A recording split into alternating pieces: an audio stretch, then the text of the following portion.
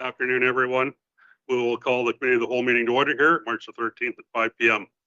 Land acknowledgement statement. In the spirit of reconciliation, we acknowledge, with respect, the history, spirituality, the culture of the Shinnebec, the people of the Three Fires, known as the Ojibwe, Odawa, the Potawatomi Nation, who have inhabited this land from time immemorial, and give thanks to the Chippewas of Saugeen and the Chippewas of Nawash, now known as the Saugeen Ojibwe Nation, as the traditional keepers of this land.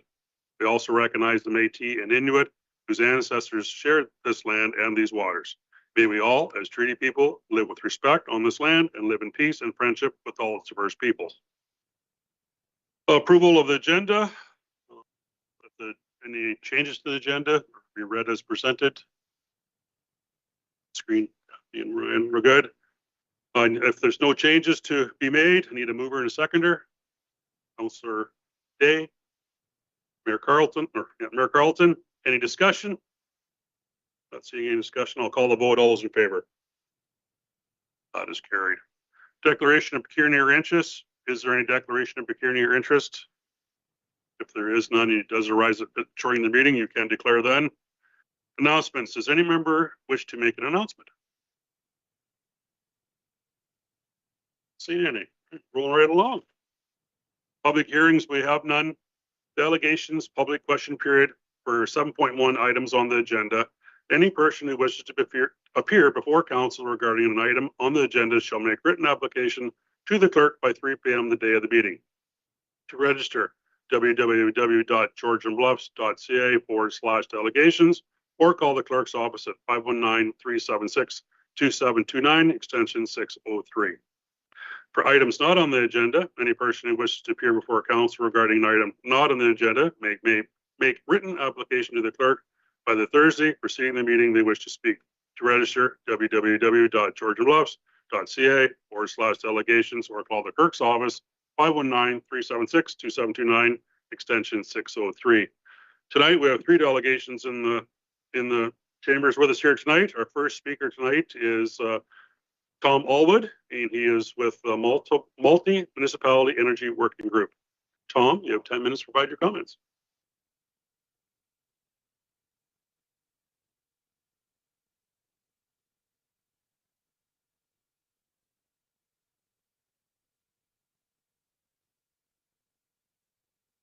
Oh.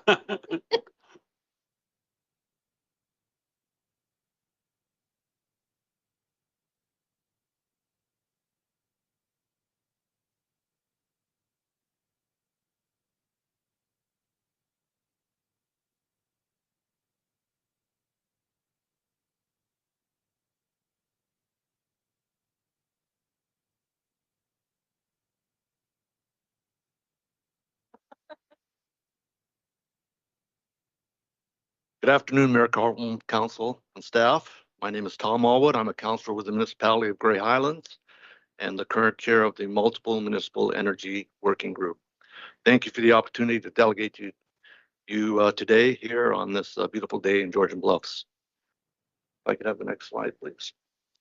The working group is made up of elected municipal plus community representatives from Grey, Bruce, and Huron counties.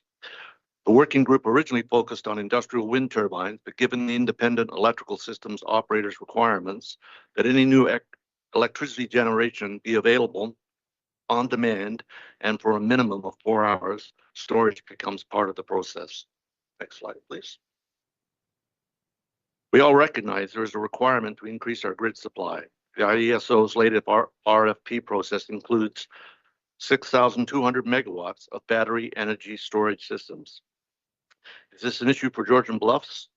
Well, we do have a 100 megawatt BESS project proposed on 15 acres of agricultural land, 150 meters from your municipality.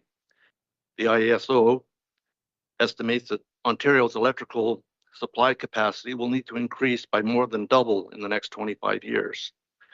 To achieve this and net zero supply by 2050 will cost about $400 billion. And require land use 14 times the size of the city of Toronto. Much of this land use will be in our rural municipalities. Next slide, please.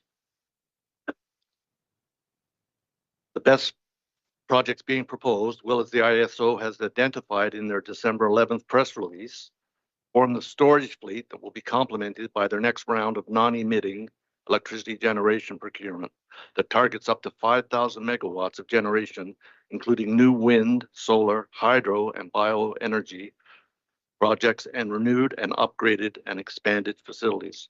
Next slide, please.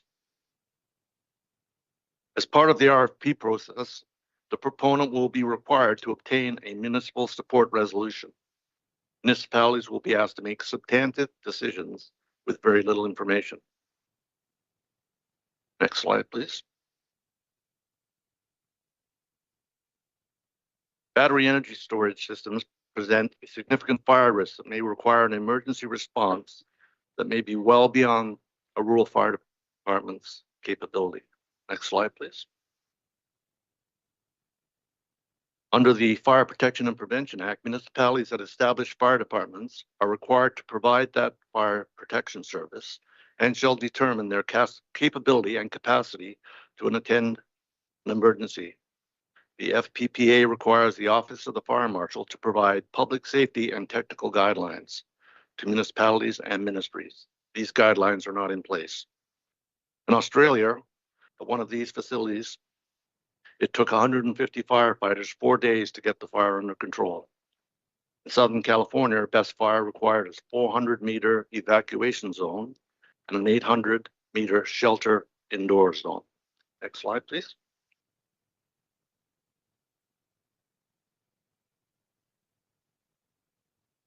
Hydro One is concerned enough that they have drafted a best fire protection risk and assessment standard for their infrastructure. Next slide, please.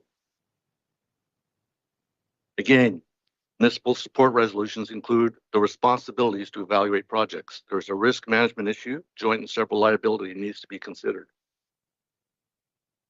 Next slide, please.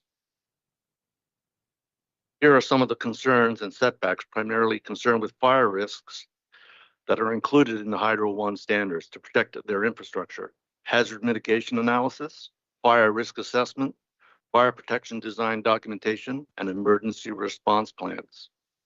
Next slide. The Hydro One setbacks apply only to its infrastructure. When we consider toxic gases and public safety, 400-meter evacuation zones and 800-meter shelter indoor zones were required in California. Next slide, please. The ISO will issue long-term 2 RFP that will focus on new and repowered wind turbine projects. Municipal support resolutions will be required. The Ministry of Environment, Conservation and Parks has no plans to change the noise standards or minimum setbacks for wind turbines, despite the clear need to address the public safety and health issues with those current regulations. Next slide. The new draft PPS allows for best facilities as an on-farm diversified use. There is no size restriction. The facility in your adjacent municipality would occupy 15 acres of agricultural land. Protecting our agricultural land is a requirement in our official plans. Next slide. Municipalities could achieve this protection with their zoning bylaws. They should also require public consultation on projects that are adjacent to their municipal boundaries. The working group is currently recommending 2,000-meter setbacks from any noise receptor, 1,200-meter setbacks from any property line. Next slide, please. The other concerns for the battery energy storage systems are listed here. So defining that emergency response requirement, the source of water supply for emergencies. It takes a copious amount of water to control any fires on these projects. Also limits on noise emissions. They need to be cooled 24/7, and depending on how close they're located to noise receptors, that can be an issue. There's decommissioning requirements that should be explained to municipalities. And again, the complicated procedures that some of these projects go through, the facilities that often build them are not the ones that operate them and may not be the ones that wind up owning them as they come towards the end of their life. This applies to both the coming battery energy storage systems and wind turbine projects. Next slide, please. So in summary, the BEST projects, it's new and rapidly evolving technology. Some of it is proprietary. They're not willing to share the technology openly in some cases. There's limited direction from the provincial level. The AMO just published, and it's available on their website, an advocacy that the ISO was looking for on the procurement process. They share our concerns with as it relates to fire and some other issues which we have in common. But again, with limited information being supplied to municipalities, and you're being asked to make substantive decisions. Wind turbines, we're more familiar with this technology and the known problems associated with them. They've made no changes to address the issues that have been ongoing with public safety and health issues. One way the municipalities can deal with this is either to in your zoning bylaws, or if you have a zoning bylaw, you can put a holding bylaw in place or adopt an unwilling host resolution. Bottom line is municipalities have the right to decline support for ISO energy projects. The recent Roma Convention, the Ministry of Energy said if you say no, the project won't go. Municipal approval is required for any of these projects to move forward. Next slide. And I think we're there. So I'd be happy to answer any questions or comments. Yeah, thanks, Tom, for your presentation. There's a lot of information in there to go through, and sure it's got a lot of people thinking. So I'll turn it over for questions from council. Anybody got questions for Tom? I'm not seeing any questions. So it looks like we're in no questions right now, Tom, but thank you for taking the time today to come up and present to us, and we'll definitely consider everything brought to us. Thank you. There's a lot of information in those slides, and a lot of information available through the working group's public meetings. So I would invite you to stay engaged. Yep. Thank you. Thank you, Tom. Thanks again. Appreciate it. All right, 7.2.2 is the Southwestern Ontario Isotope Coalition Partnership. And tonight we have Jessica Linthorne and Ian Boddy, co-chairs of the Southwestern Ontario Isotope Coalition Partnership.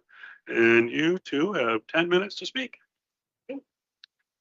Thank you very much. Thanks for having us tonight. It's a beautiful evening, but I know this is where we all want to be, so that's exciting. My dad actually popped me a text right as I was pulling in, and he said, hey, if you're on your way home from work, why don't you stop by? It'd be great to see you. And he lives in the home I grew up in, Derby Township. I said, actually, I'm going to Georgian Bluffs Council tonight, and I know you're about to tune into that. So I'm sure he's doing that as well. Thanks so much for having us. So I am Jessica Linthorne. I'm the Chief Operating Officer at the Nuclear Innovation Institute.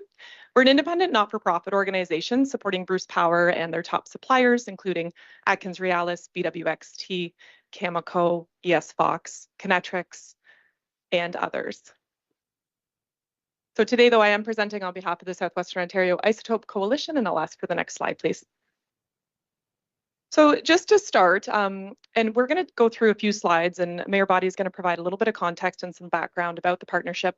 But before we begin, we do want to recognize that the medical isotopes are produced on the territory of the Saugeen Ojibwe Nation at Bruce Power. And in addition to the Southwestern Ontario Isotope Coalition, there is a partnership between Bruce Power and the Saugeen Ojibwe Nation, and I do want to mention that for a moment. It's pronounced Gazukamin Akazawin, and this is a translation into we are teaming up to fight the sickness. The partnership between Bruce Power and the Saugeen Ojibwe Nation is creating a positive impact on cancer treatment around the world and an economic opportunity within the Saugeen Territory. You can find more about that partnership by visiting fightingcancertogether.ca. So with the coalition, we have come together. We realize the importance of Canada's broader isotope ecosystem, and Mayor Boddy will speak to a little bit about how we've determined that.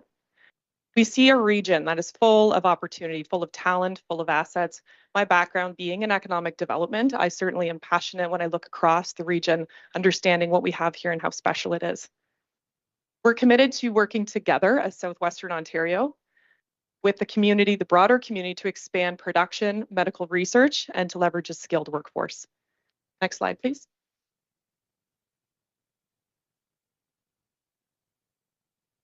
So guess everything starts with why, and why did we get involved?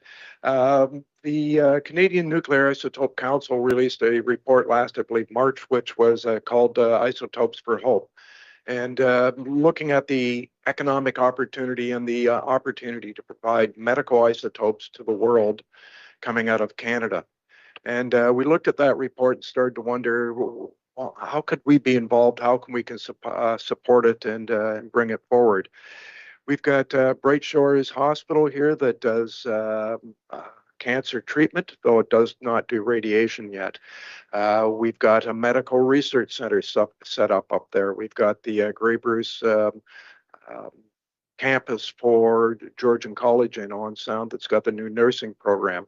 We've got a company called AI Valley that's doing really neat research and development of medical equipment, AI equipment. We've got these assets. How can we help? So we pulled together a group that included the Nuclear Innovation Institute, Bruce Power.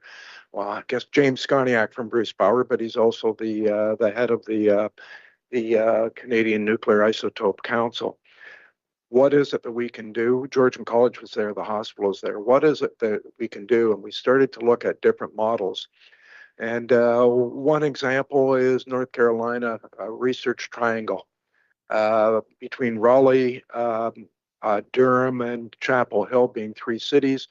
North Carolina State, University of North Carolina, and Duke Universities looked at this in the late 50s and put together a whole research and development area. Includes all the counties, all the townships, everybody in between are all part of this. They now have 300 major companies in that area doing research, development, and manufacturing. 65,000 employees. With this opportunity, with isotopes, with Canada being a leader, with the opportunity of Bruce Power being in our backyard, with CANDU reactors that are very better set up for doing isotope production, it was a great opportunity for us. And so we started to think about building this coalition, and we're inviting municipalities across the area, being Grey Bruce, Huron, as well as beyond. You know, there's certainly Hamilton University, McMaster University, there's Western University, there's different members that may not fit tightly into our three counties, but it brings something to the table that would be part of the coalition. So that is our thought and how we got it started. Thank you. So yeah, as Mayor Boddy said, this is an opportunity to put our region on the map. We have something very special here, in addition to the production of the isotopes at Bruce Power that have a world reach. So recognizing that, and I'll pause for a moment just to explain, you know, when we think about an isotope coming out of Bruce Power, if we think about it like an ice cube, so it comes out of the freezer, it's a solid ice cube. Every second that ice cube's out of the freezer, it's going to start to thaw, it's going to change. Eventually, it's not an ice cube anymore and it's no good. That's a good way to think about a medical isotope. It comes out of that reactor, we got to move quick with it. In some cases, we may have 7 days to get that into form into a patient. So depending on the isotope, there is different life shelf or longevity of them. And so when we think about that, one of the potential opportunities to understand what processing looks like, where it is today, what could it mean long term to have processing closer to Bruce Power, closer to production. So kind of keeping that ice cube in mind. As that ice cube comes out, we need to keep it an ice cube to get to a patient to fight cancer. And we recognize that the global demand for isotopes is growing. Mayor Boddy mentioned the CNIC Isotopes for Hope report. Fascinating information around that global demand, and we know that Bruce Power will be a strong player and Canada will be a leader to provide these isotopes. Next slide, please. So with that, we are coming together. We've mentioned we're eliminating boundaries, quite frankly. We have to work together and capitalize on partnerships, leverage our assets, learn who's out there, raise the awareness of what we're doing and the future demand for it. So this could look like investment attraction. This can look like workshops and education programs. We have a meeting coming up with our regional partners on Friday to talk about our next steps. We have a strategic action plan draft. So lots of momentum here in the region and with leadership with Mayor Boddy, James Skoniak, and myself as co-chairs. Next slide, please.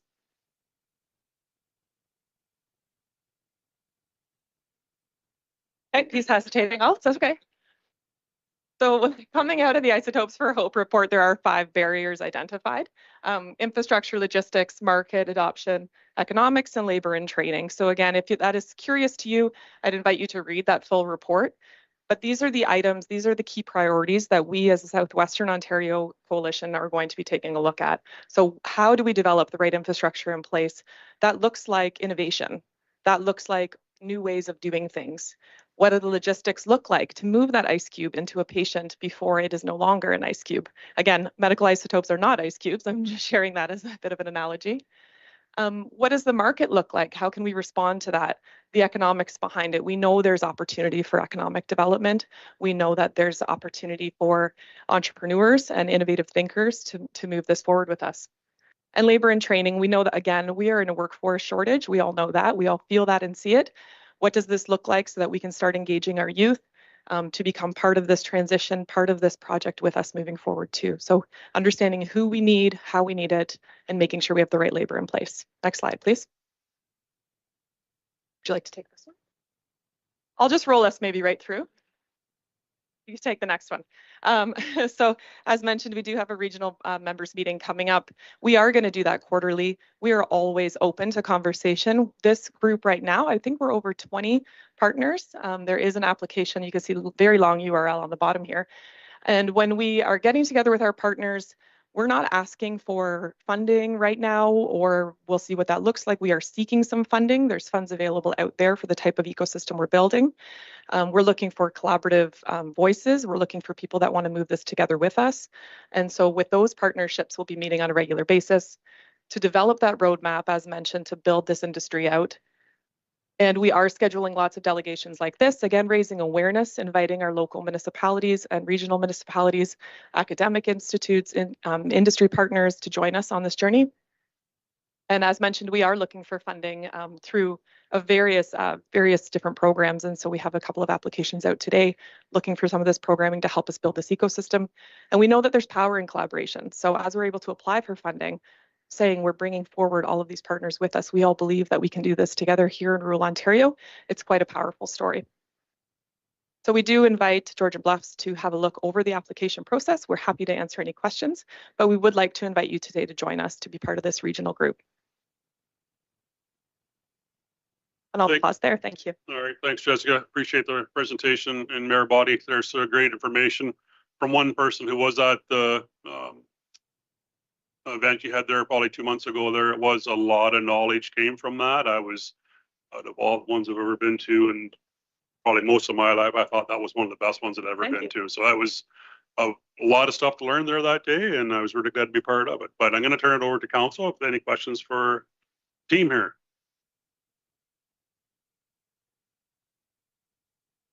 Seeing any questions coming forward, I am going to ask, I know that Georgian Bluffs isn't on the coalition right now. Do I need a notice of motion to bring that forward, just to have us go forward with it? We'll bring it up later, notice motion. All right, I'll save that for the later on. I'll do the notice of motion to have us. We can help you out with that. We've got a draft report, staff report that you can, of course, change and adapt, but we can help out by sending that, which helps with this. You think about people that need medical treatment that have got cancer, they don't care where a municipal border is or where a county border is or where the province border is. The industry that will set up to develop the technology around Bruce don't care about borders. And this is an opportunity for all of us to say, this area is a world leader. Don't go elsewhere. And that's where we need to work together, is to attract the expertise and the research, and to be able to do better for our own community across Graham, Bruce, and Huron. So thank you for listening to us. I appreciate the presentation. Thank you both for coming. Thank you. All right, on to 7.2.3, conditions of roads, East Linton, Sarawak, Church Side Road, and the Pools Side Road. Christina and Troy DeRoche. Christina and Troy, you have 10 minutes to speak.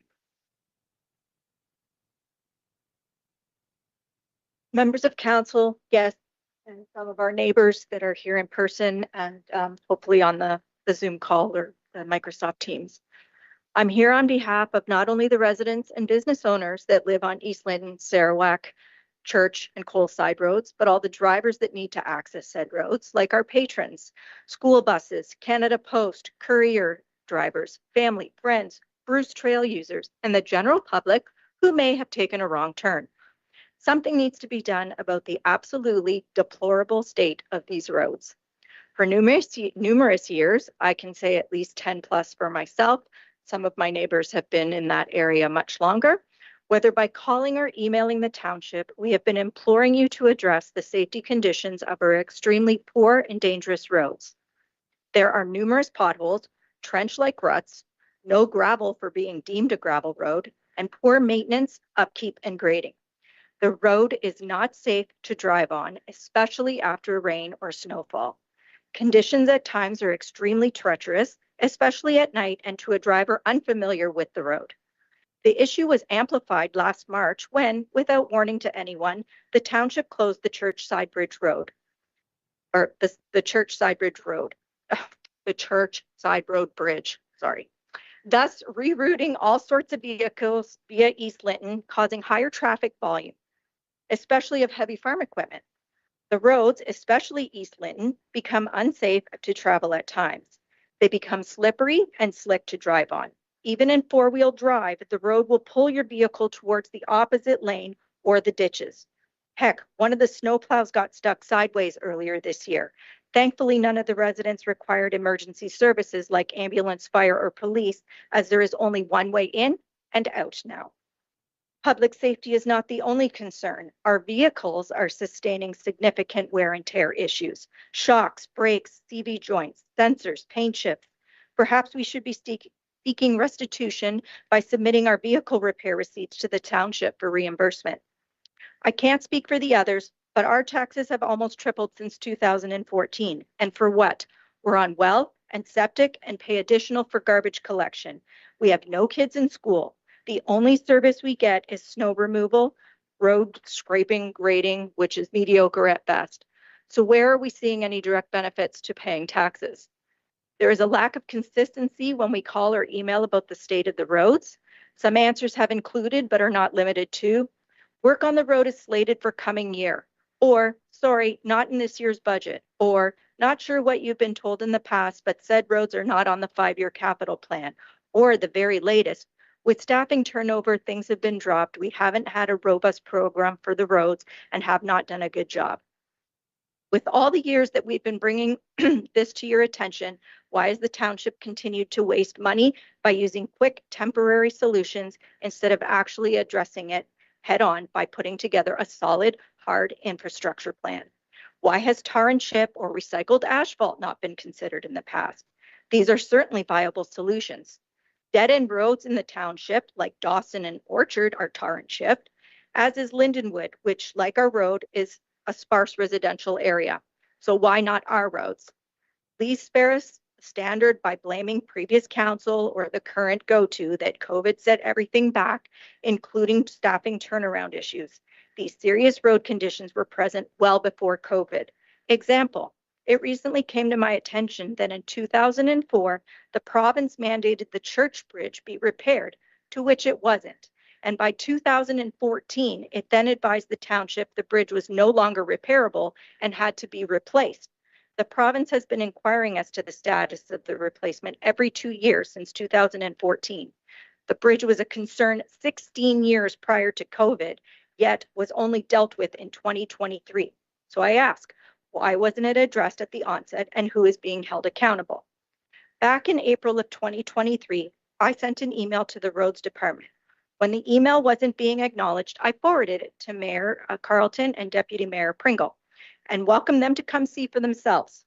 I had also asked for someone at the roads department to provide the following information.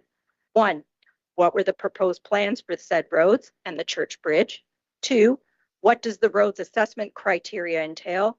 3, how are the roads prioritized through the evaluation process? And 4, what is the chain of escalation for the roads to be reviewed? Mr. Pringle did come out last year to drive the road and see firsthand. The next day, the township came out and graded or did whatever it is that they do to it. However, these Band-Aids are short-lived and not addressing the problem. The minute we get another rain, snowfall, the pitting, potholes, and washboard effect all resurface. A total wasted effort in time, resources, and money. I believe this past Saturday, Mr. Pringle or somebody from the council was privy to see firsthand the absolute shit show, for lack of a better description, our road was. This time, they not only sent out some type of grading or scraping blading machine, but they put up 2 signs, Rough Road 4, and then spray painted the bottom part, which I assume had a type of distance, like rough road for 2 kilometers or something. I don't know.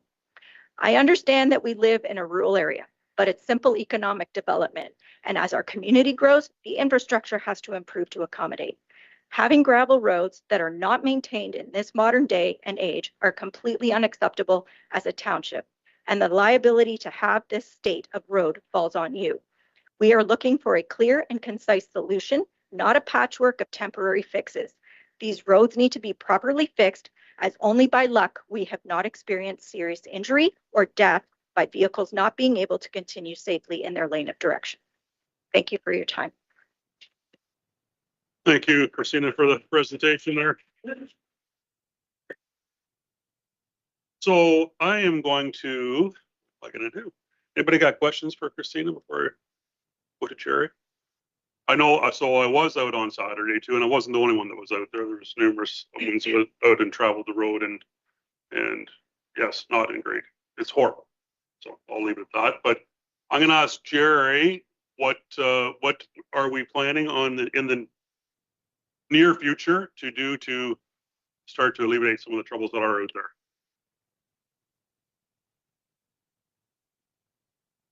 Can you hear me okay? Yep, you're on. Perfect. Okay, through you, Deputy Mayor Pringle.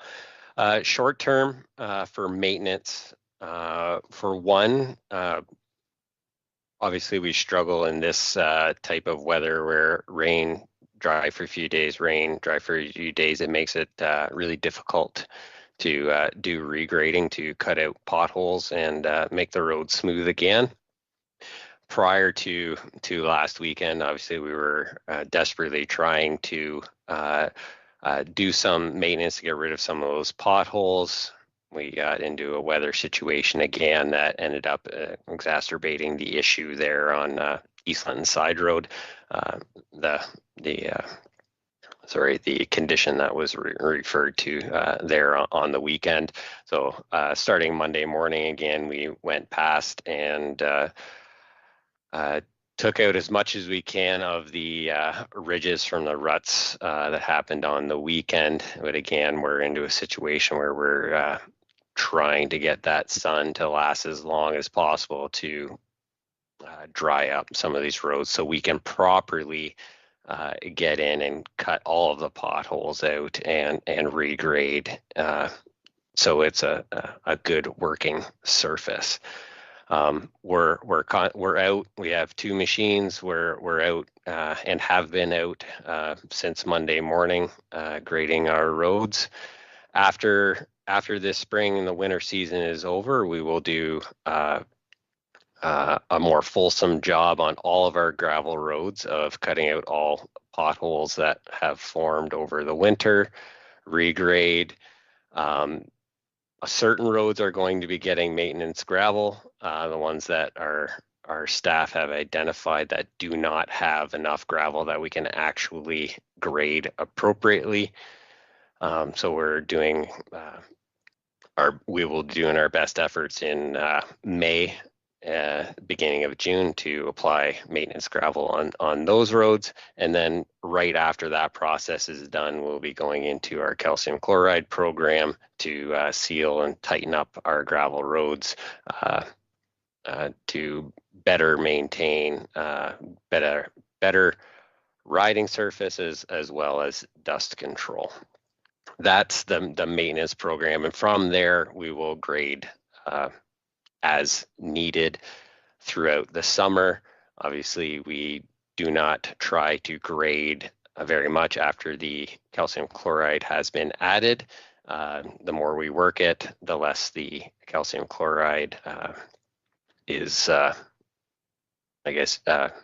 viable in keeping the road together in a good state of repair. And then prior to winter again, we will do a fulsome regrade, cut all potholes out in all of our roads and regrade appropriately prior to winter. That's the kind of the maintenance program for the year. Yeah, I guess I can leave it at that. Thanks for that, Jerry, there. I assume that this road will be one that'll be getting gravel. Yeah, the portion between or where the asphalt starts, just beyond the Walker Aggregates buildings to the corner, just at the Horse Habit, that is slated for getting gravel this spring. Okay, thank you for that. Any further questions from council? Yep, Councillor Day. Question to staff through the chair. Will having someone in the new role of Director of Development and Infrastructure Services help? From what I understand, I would like to think that this new role will help alleviate the situation and prevent situations in the future. If we could bring a little bit of that conversation into this dialogue, that would be appreciated. So through you, Deputy Mayor Pringle, I might take that one.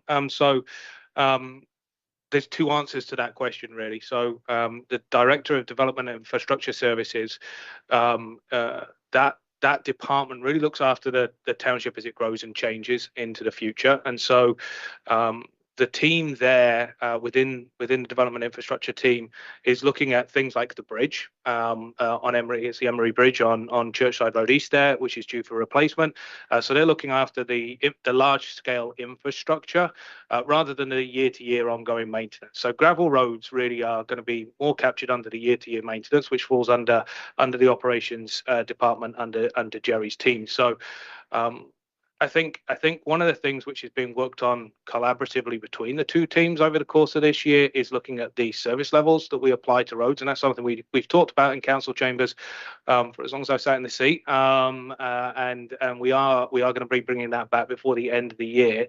Is looking at what function each one of our roads plays and what the maintenance responsibilities and the expectations of residents should be around those roads in regards to, we heard the delegation talk about asphalt roads, surface street roads, gravel roads, the use of recycled asphalt, and those sorts of things.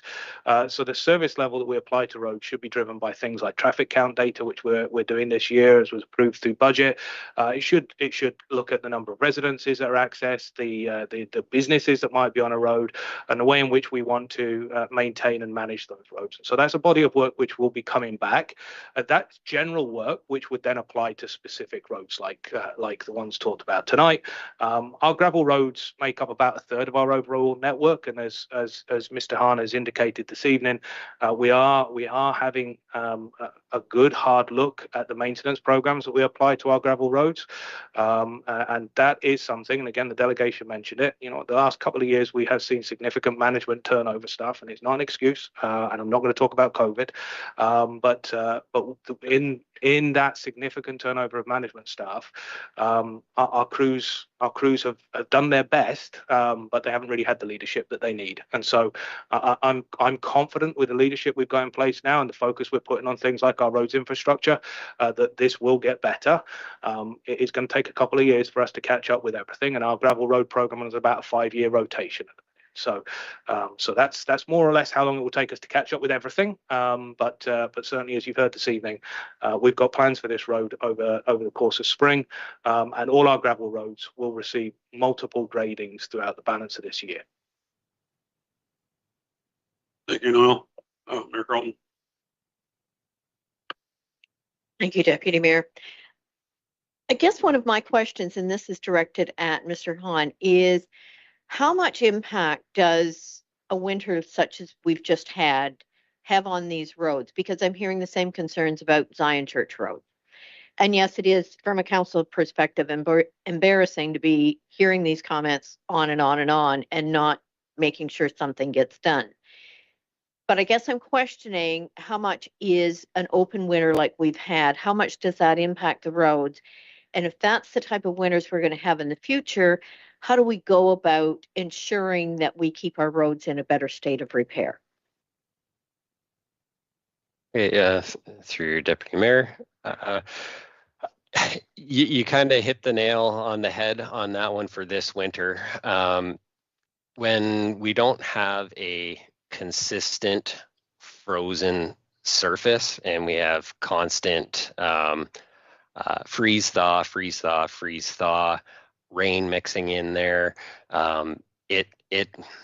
you couldn't ask for like a worse scenario for a gravel road, 100%. The second half of your question is a bit of a difficult one because it will go back to the levels of service discussion that Niall mentioned. Is there ways to deal with the potholing and things like that? Yeah, we could put a hard surface on things, but then we as staff and council and the township themselves have to look at our asset management and our levels of service and determine whether certain roads get hard surfaces and certain roads do not. So that's a really big question that I don't think we have time to answer tonight. Thanks for that, Jerry. Any further questions? Not seeing any from anybody there. Christina, thank you for the presentation there tonight. It is something that I will back my CIO on, the fact that over the last, I've been here in the 6th year now, I guess, we have had quite a time with turnover in people and we are turning the corner. We will get this fixed. We will get the road better. And I do appreciate you and all the neighbors are here tonight. So it's good. Just so you know, this year, it hasn't just been this year with the potholes. Like 100%. every year, Yep. it's the same thing, Yep. same thing. And I don't understand why we can't look at other consideration like hard surfacing, especially when you've got some, there's Dawson, there's Orchard. They're all like, they don't have very many people on those roads. They're paved. Wouldn't it in the long run be more beneficial to the township instead of always having to come out and then dealing with us having to come in and emailing and calling and talking, and it's just not right. No, 100%. And again, I'll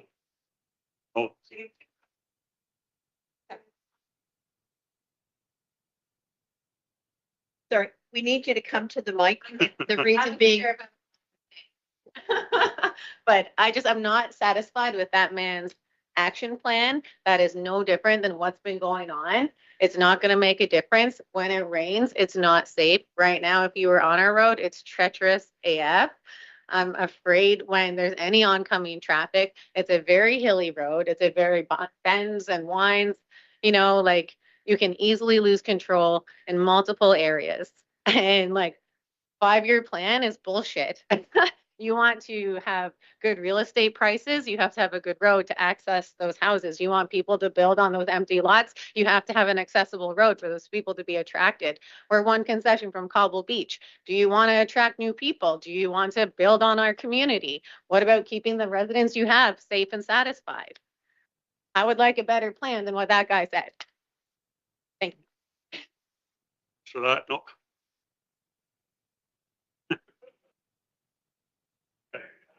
So, Sorry. no, so we don't have any more delegations to speak on it. We do understand. 5 minutes.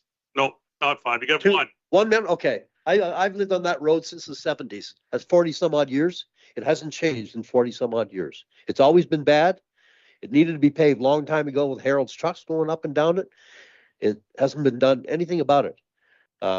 It just goes on and on, like the girl says, and that's exactly the way it is.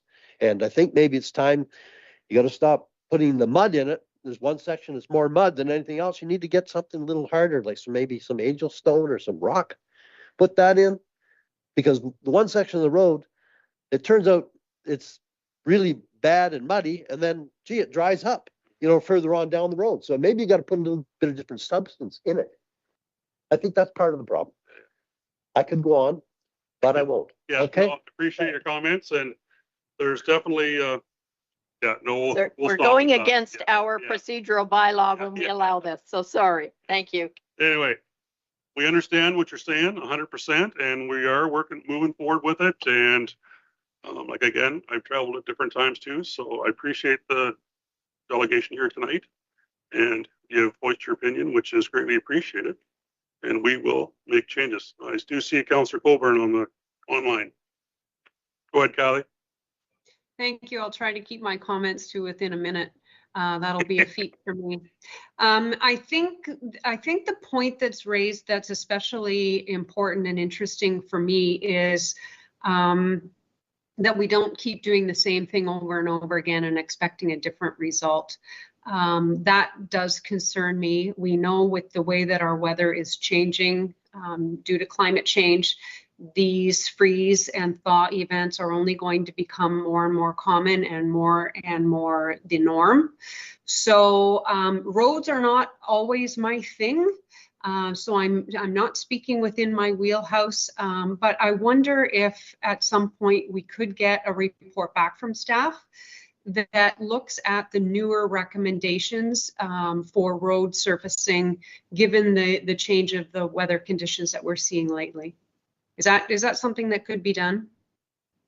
Councillor Niles got a comment. Yeah, so through you, Deputy Mayor Pringle, staff can take that away rather than a separate report. We'll build that into the service level and the service level summary that we bring back later on this year, and we'll put a climate change analysis lens to that so that we can present those options. Gravel roads, and again, trying to step away from the specifics of these particular gravel roads, about a third of our road network is gravel. Gravel roads are safe. They definitely do present different challenges to paved surface, asphalt roads, and various different other types of roads that are out there. But gravel roads are an integral part of our road network at this point. And so I'll caveat the conversations that moving away from gravel is going to be a very significant cost conversation if that comes out from those service level conversations, and may not be the appropriate way of treating all roads. But certainly as we bring back those recommendations through the service level review, we can certainly factor in some climate change analysis as per your comment there, Councillor Coburn. Thank you, Councillor Thompson. Thank you, Mr. Chair. I'm going to throw this out and see what some of my colleagues think. I think back to a bit of our past, and we had a fairly consistent practice. Well, we had a rigidly consistent practice for about 15 years that I was involved, where each year we would do a roads tour. And it did give us an opportunity to see road after road after road and get a pretty good inventory in our head. Now, we stopped it, and I'm sure there were some reasons why we stopped it, but I'm going to at least put it out for discussion that maybe it is something worth considering again, because it does give us the opportunity to all go out together and look at the same thing and understand our road system in the context of the whole network of the township, rather than looking at here and there and then this area and the other area. So I put that out there. It's part of a bigger strategy. It's not to take away from what we're talking about today, and that is, getting some treatment for areas that need it most in the short term. So I put that out there for us to consider, or talk about briefly now, or table for a different day. Yep, you have to compare. Thanks, Ryan. I'm just going to address that, Mr. Thompson. A few years ago, they had said that's what they did. They sent out April 24th. I don't know what year it was. They were scheduled to do the tour. Well, guess what happened April 23rd? They came and they graded the road, and it looked all nice and shiny for when the councillors did their little tour. So I'm not joking. Like, it actually happened. So how does that help? Well, thank you for that. Go ahead, Don. Yeah, I can just respond quickly. I can appreciate your concern, and I think that I don't want to detract from what you're saying, because that's valid, and your feelings are valid, and your frustration is understandable. But having done this for a long time, I can tell when a road's just been paved. So we do take that into consideration when we're out there, and really we're not just looking at, is this road smooth today? It's more about a road that has just been paved that doesn't have gravel is scratching on bedrock, and we know, okay, so this road is not going to stand up when it has rain. All this gravel is going to wash away and the bedrock is going to be exposed. So totally appreciate what you're saying, but I still think there's value in those road tours for us, because we do get a look at what our inventory looks like. So I hope my intention is sound there. I don't mean to detract from what you're saying. I can totally appreciate your feelings, and your feelings are valid. Thank you, Councillor Thompson. Go ahead, Noel. So through you, Deputy Mayor Pringle, Councillor Thompson, you'll be pleased to know it's already in your schedule. We're doing the township tour in May this year. And to the delegate's point, we won't be going around and tidying anything up before we take council out to it. We have a story to tell this year, and that story, if it's hidden, isn't the story. So there will be no efforts made to make things look nice if they're not nice in advance of council seeing them as we go through the township tour later this year. Thank you, Noel. All right, further questions, comments from council? Yep, Mayor Carlton. I would just make a comment, and I think Deputy Mayor Pringle, you do the same thing that I do, is frequently travel the township just to see how things are without any specific road tour and staff with us or anything. It's just to travel around and see how things are all the time. For sure. No, we're not going to take any more questions or comments on this item for tonight. Again, thank you, Christine and Troy, for coming in and presenting to us, and all the neighbors that come in. Obviously, we got some work ahead of us, and we are going to be working on it. So appreciate your time. Thank you. Mr. Chair. All right. Yes. Sorry, Yes, just Councillor Thompson. I think that I've missed it if it's in my schedule. So do we have a date? When you say it's in the schedule, I don't think I have it. Carly's got, the clerk's got something for us here. Okay. Through you, Deputy Mayor Where is Pringle, it? yes. So there was a tentative date of May 8th that was circulated in your 2024 council schedule. However, you will see some correspondence come through from myself, which will also propose an alternative date of May 15th. And between May 8th and May 15th, we will pick the date that works best for council. Okay, I'm sorry, Mr. Chair. I know I'm trying to move on and prolong those, but I would suggest we don't pick a day of council or committee of the whole. That makes for a very, very long day for everybody, doesn't it? I'll leave that. Sorry, Mr. Chair. Yep, no, we can, we can talk about that later on for sure. All right, we're going to move on to correspondence, which we have nil. And now we're into staff reports from the Office of the CAO, CA 02024-002. Strategic planning process recommendation reads: the council received report CAO 2024-002-2024 strategic planning process for information. And I need a mover and a seconder. Councillor Colburn,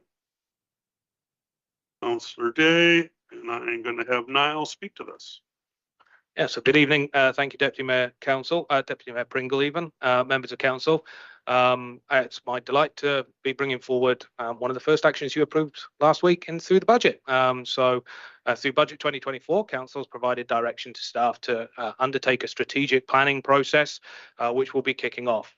We are going to try and do this as quickly as possible, recognising that we're sort of mid-term or thereabouts. And so we're working to a fairly tight schedule to try and make sure that we get a strategic plan done through the balance of this year, get community engagement, get good engagement with members of council through the balance of this year, so that we're able to tie that plan up and have it presented back and approved in time to inform Budget 2025. So we're going to be moving to a tight timeline to try and get this one going. So I'm going to take a few minutes today to just talk through some of the processes and the steps that we're going to go through in terms of developing this strategic plan.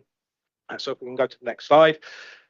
We're going to do three things through the course of this year tied to strategic planning. So the first one is developing Vision 2050, GB Vision 50. It's a working title. I'm sure it will change over time. But the idea through developing a vision is to try and refresh really some of the things that are on the walls behind us and some of the ideas and concepts that we worked to in the past. See if they're right, see if they're the direction that we want to head in over the medium to long term for the township. So really the idea behind crafting a vision is to take a little bit of a step back and imagine what this community is going to look like, what the community is going to feel like, what people are going to be doing when they move to the community, how they're going to be spending their time living in the community, and what the role of the municipality is going to be in terms of helping to to shape that community vision.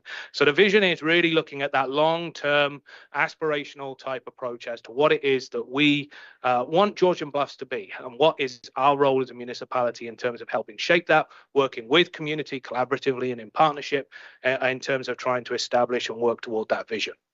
So the first piece we're going to be doing is some really big questions around vision. What do we want this place to be? What do we want Georgian Bluffs to be? The next part of that is then looking at the strategic plan, and we're proposing a 5-year strategic plan. And the purpose behind a 5-year strategic plan is really to carry us through the balance of this council term and through the next council term, so that the next strategic plan will be starting at the term of the council after that. And that really is because undertaking strategic planning is going to take a good part of a year. And if we just try to target on this term of council, we really have very little time to actually do the things that are in the strat plan. So by providing that 5-year window, we're setting ourselves up for the success in terms of setting some goals and aspirations and some objectives that we can work towards. In terms of what these documents will eventually look like, the vision will be something fairly short and sweet. I'm imagining just a couple of pages of writing. It doesn't need to be a great deal. It's an illustration. It's a vision in people's minds as to what we're going to be.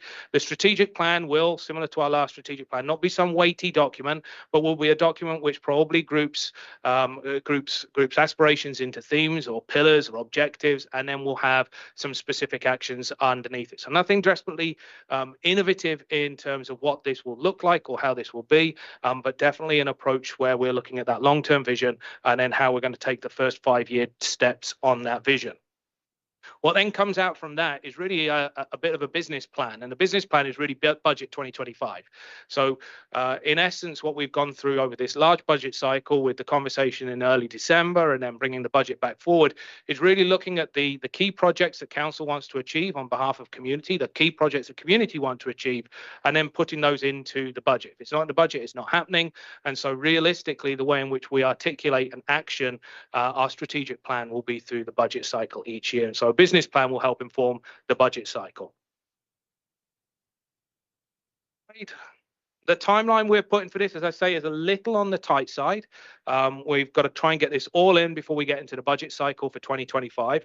So today we're going to be doing a little bit of a review back on the last strategic plan. So our last strategic plan is more or less done. We're going to review back on some of the successes in there, some of the challenges and some of the opportunities, and they may inform some of the things that council wish to carry forward into the new plan, or they may be conversations we have about why we're not carrying them forward into the new plan, or why we're changing those as we go into the new plan and look forward.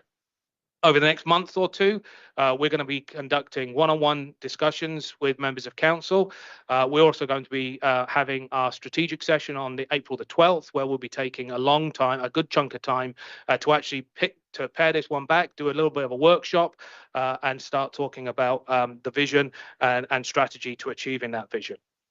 Over the balance of April into May and indeed into June, we're going to be doing a whole series of community workshops, community engagement processes. We'll be talking to schools. We'll be doing some online stuff through the Bang the Table software. We're looking at doing some focus groups, coffee drop-in type sessions, and we're also planning to do some statistically relevant survey work. This is something which takes it a little bit further to our traditional level of engagement and actually makes sure that we're hearing from the people that don't necessarily come out and talk to us at a one-on-one session, won't necessarily drop in and have coffee with us, won't necessarily come to the Connect and Collaborate event, but allows us to make sure that we are testing some of the things we're hearing from community and making sure that they are reflective of the community of the whole of Georgian Bluffs, regardless whether they come out and talk to us voluntarily or not. And that's likely to take place. We're still working on this. That's likely to be a phone-based, statistically valid survey undertaken by a third party supporting us. Over summer, we're hoping to develop that draft plan, and then that will go through some consultation when we come back from the summer break through the September window, throw it back out to community, throw it back out to council, have some conversation and hear whether we have reflected back what we've heard and articulated what we've heard in a reasonable way. And then assuming all goes well, we'll have an approved strategic plan, which will then carry forward into the action part, which will be the budget 2025 and beyond. And so really that's a quick overview of the timeline.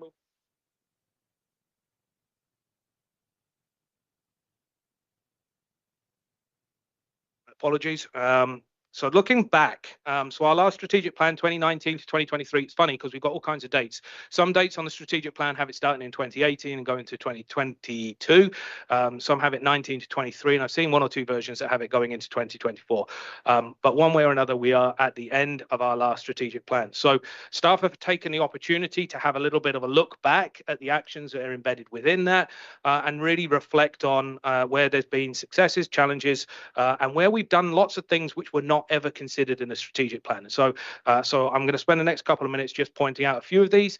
Within the agenda package you've got today, there's an Excel spreadsheet which has got a lot more information about some of these things as well. More than happy to take questions on that and comment and discussion on that this evening, or as we go through the strategic planning session over the next month or so. So the last strategic plan included both strategic directions, so themes, and a whole series of different activities. Some of them were very, very specific activities that were going to be completed as we went through them. Some of them were a little bit more generic in their approach. Some of them were relatively small and contained items, and some of them were much larger multi-year projects. It covered a period of time where we have seen incredible turnover. So at points during the last 4-year term, we've had 30% of staff positions vacant.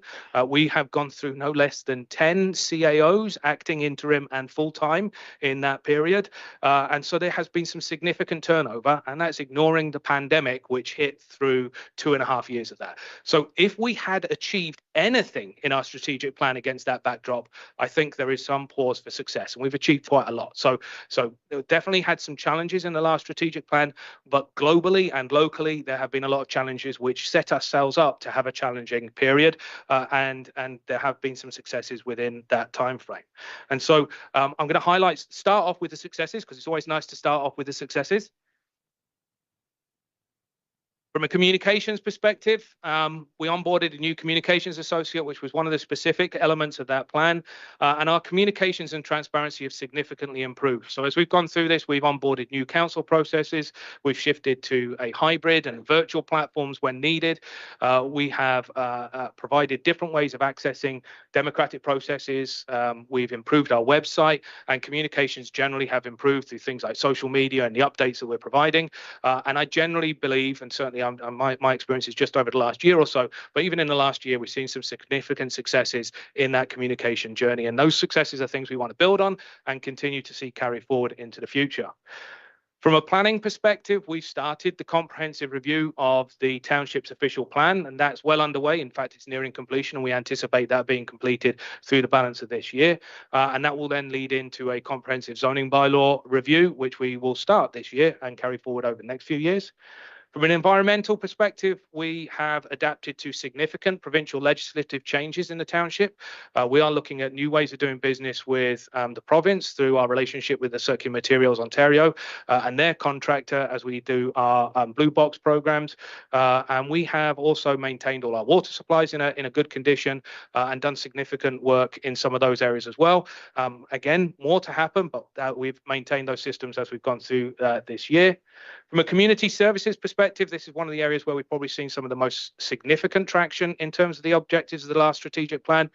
Just a few of them were the Community Safety and Wellbeing Plan, which the township partnered on, the Recreation and Trails Master Plan, which was put into place, developed, and elements of that have been implemented. And there's been a number of accessibility enhancements that have come out from the conversations stemming from the last strategic plan session.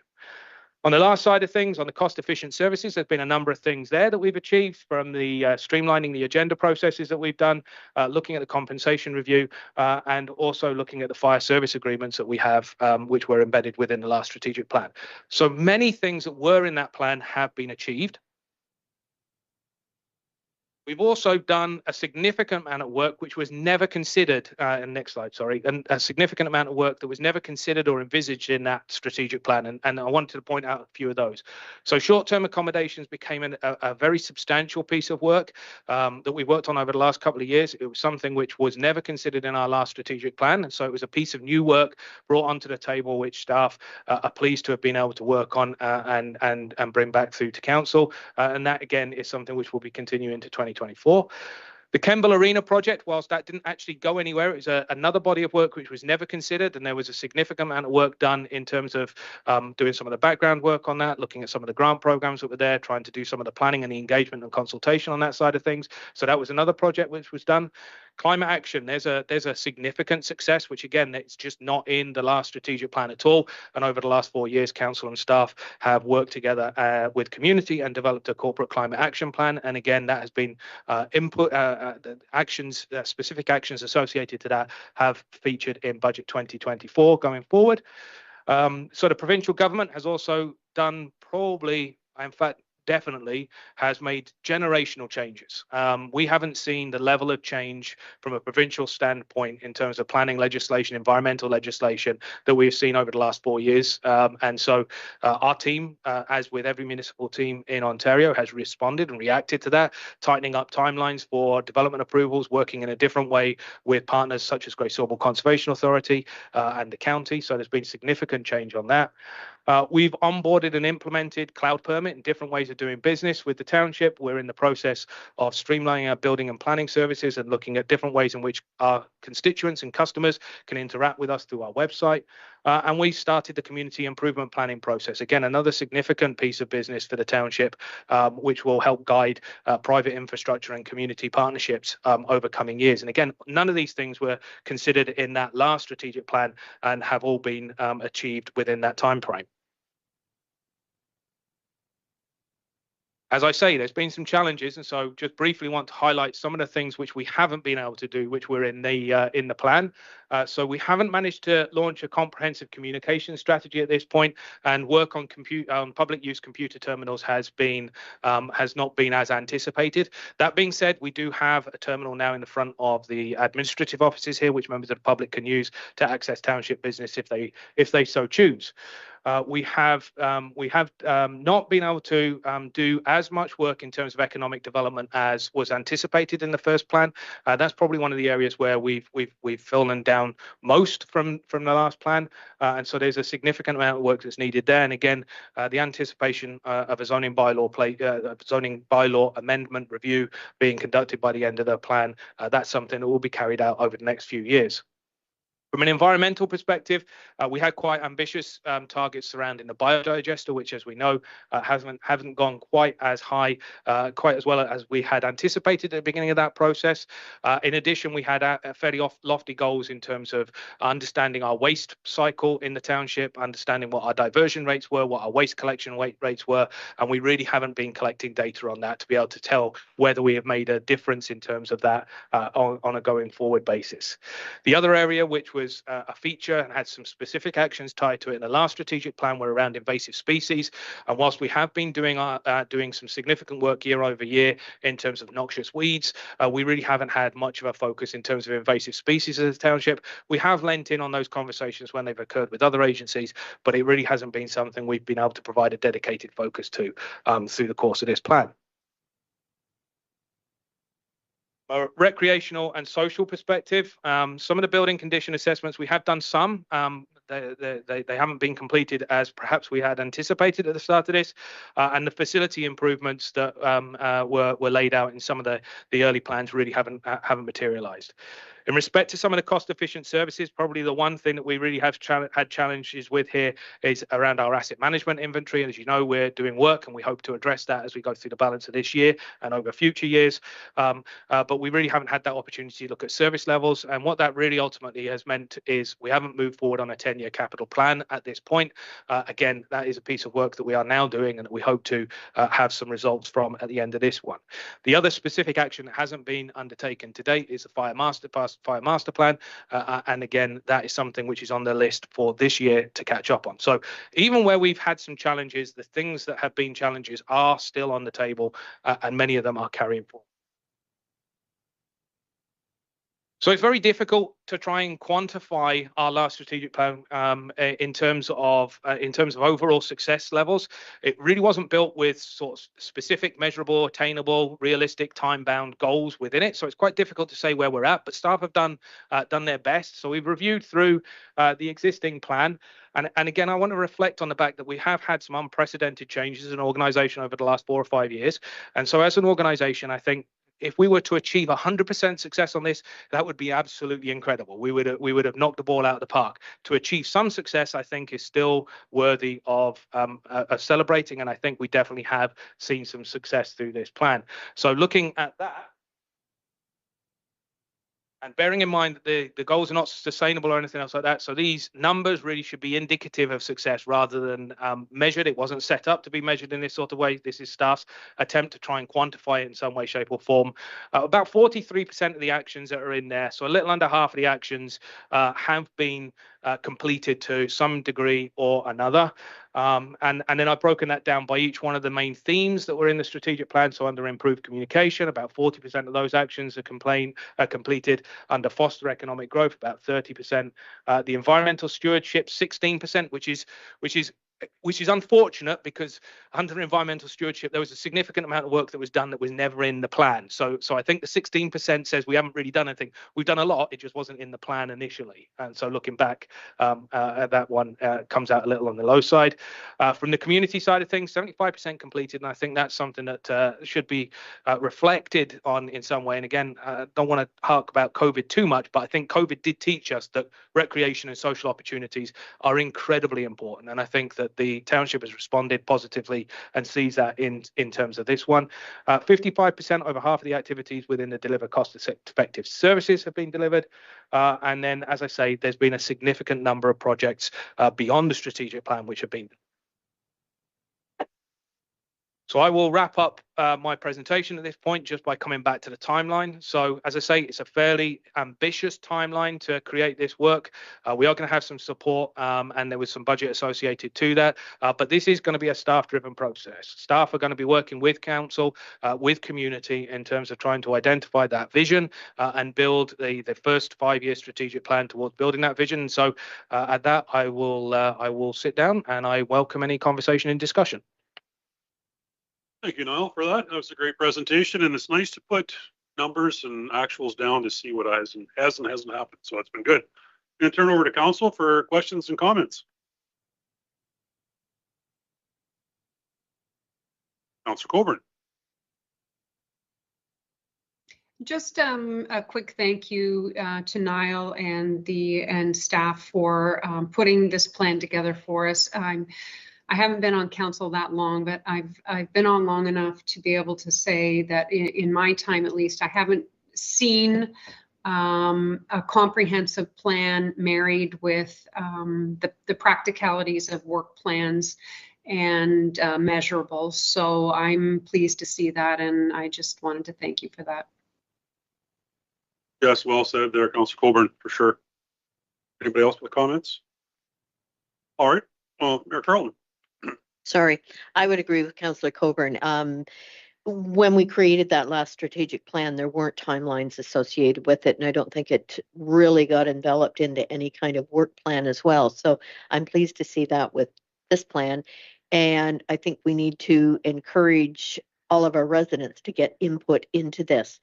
What do they want to see out of this? Where do they want to see the future of the municipality moving, so that we as council are reacting to that and not trying to come up with these ideas ourselves?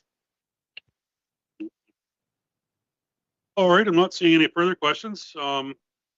This was received for information, so I am going to call the vote. All those in favor?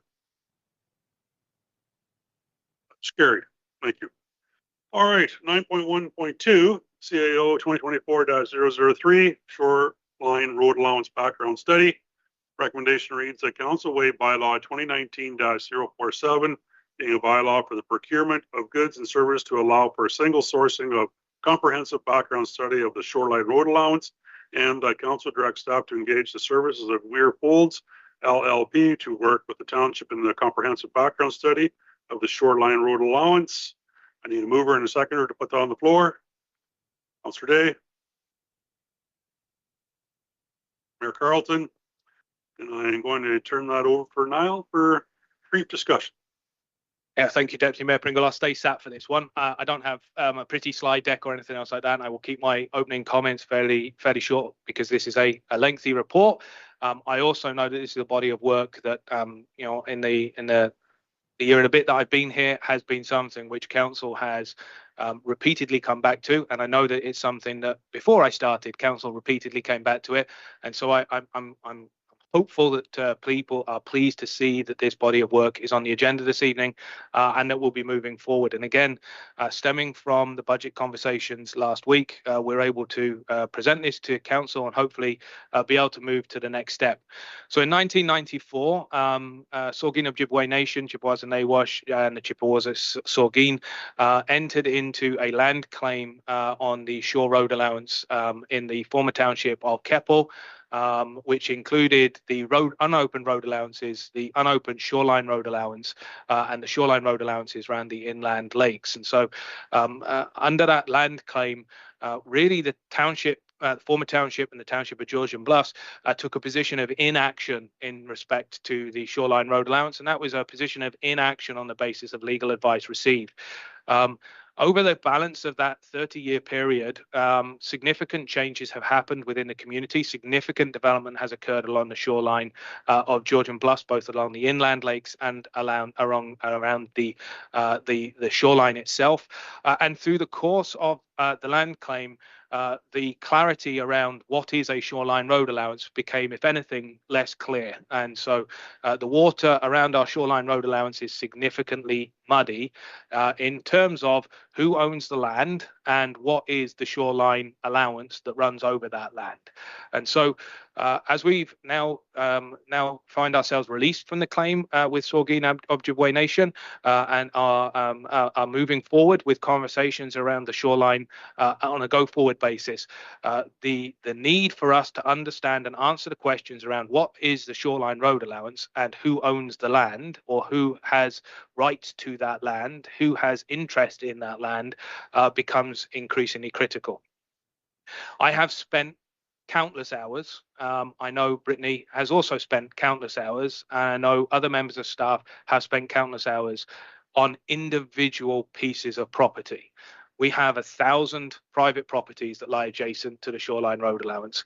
And as recently as last week, I lost a day trying to unpack the shoreline road allowance dealings over the last 10, 15 years on just one of those 1,000 properties, and have engaged legal counsel on a number of occasions to try and provide advice around specific properties. The intent of this body of work is to try and stop doing this in a piecemeal basis, to step back and have a comprehensive look at the shoreline road allowance, identify the broad categories of property transactions that have occurred, to question and answer the question around legalities of those, the validity of quit claims, whether or not the shoreline road allowance was actually stopped up and closed before the land was transferred. If it wasn't, is the land transfer accurate? To try and unpack issues around provincial transfers of land as a result of going from the land registry system to the land title system, to look at all of these issues that exist around the shoreline to enable us to have an understanding against which council can make decisions about what the future of the shoreline road allowance might be for the township. So really this comprehensive background work is just cleaning house, getting to a position of understanding so that council is able to make informed decisions on a go-forward basis as to how they would like to deal with issues as they arise on a either property by property basis or from a policy setting concept around the shoreline. And so today, before we lay out what some of those broad issues are that we have encountered, some of the questions that we have, I am absolutely confident that there will be more questions that will come up as we go through this work. And so we put this in front of council in terms of making those first steps towards being able to pull together a comprehensive background report that will allow us to have those policy conversations on at the back end of. We're suggesting we go with Weir Fools, and that's because Weir Fools have got 30 years experience dealing with the shoreline through Keppel Township. They have to get up to speed on Sarawak Township, which was a different treaty area not subject to the land claim, but many of the issues are the same or similar between the two, and so there is a significant wealth of experience which has been developed specific to the Georgian Bay coastline and specific to the township of Georgian Bluffs coastline, which Weir Fools have. And so our recommendation is to go with them because they already have a good lead in to some of the issues in this township. I'm more than happy to answer any questions that might arise. Thank you, Noel, for that. Questions and comments from council? Councillor Day. Thank you. I'm really happy to see this on the agenda tonight. I know that councillors as well get a lot of questions along about this topic. A question that came up this afternoon when I was talking about this with a constituent was if people have, how will people be contacted? Will people be contacted, homeowners, landowners near the shoreline road allowance? Somebody offered documents, for example, that they have in their possession about purchase of the land from the Mohawk Nation in one particular section. So if there are, can people get involved if they wish to get involved? And if so, how? Through you, Deputy Mayor Pringle, absolutely great question. So this is largely a desktop-based background study which is going on. However, I would encourage any member of the community that may have any information they feel would be relevant. If you live in a cottage which has been handed down through 3 or 4 generations and you have documents as you've just expressed, Councillor Day, we would love to see them. Any information we can get would be more than welcome by staff and by our legal team in looking at this. As I say, we've got a legal team which has done very extensive background work around the shoreline road allowance in regards to the Treaty 82 area, the former township of Keppel largely. And so there is some significant amount of paperwork which is already there. I've seen the room which is full of it, but there's no harm in getting sent information we may already have a second or a third time, and so we would encourage anyone that has any of those documents, feel free to reach out to myself, and I'd be more than happy to have a conversation and take copies of documents from you. Got a follow up there, Councillor Day? No, thank you. That was I think an answer that people will appreciate, knowing that their understandings and the documents they have will be taken into consideration while legal decisions are being made. Councillor Coburn. Thank you, Chair Pringle. I guess just a little further to Councillor Day's question. I just want to make sure I'm understanding this particular budget request and initial scope of the work.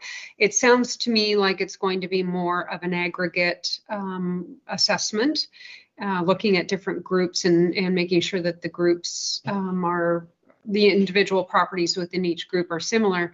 But at some point, will we not have to look at individual properties, and how will that be done? And when do you anticipate that being done? And how much more will that cost? Or what does that process look like?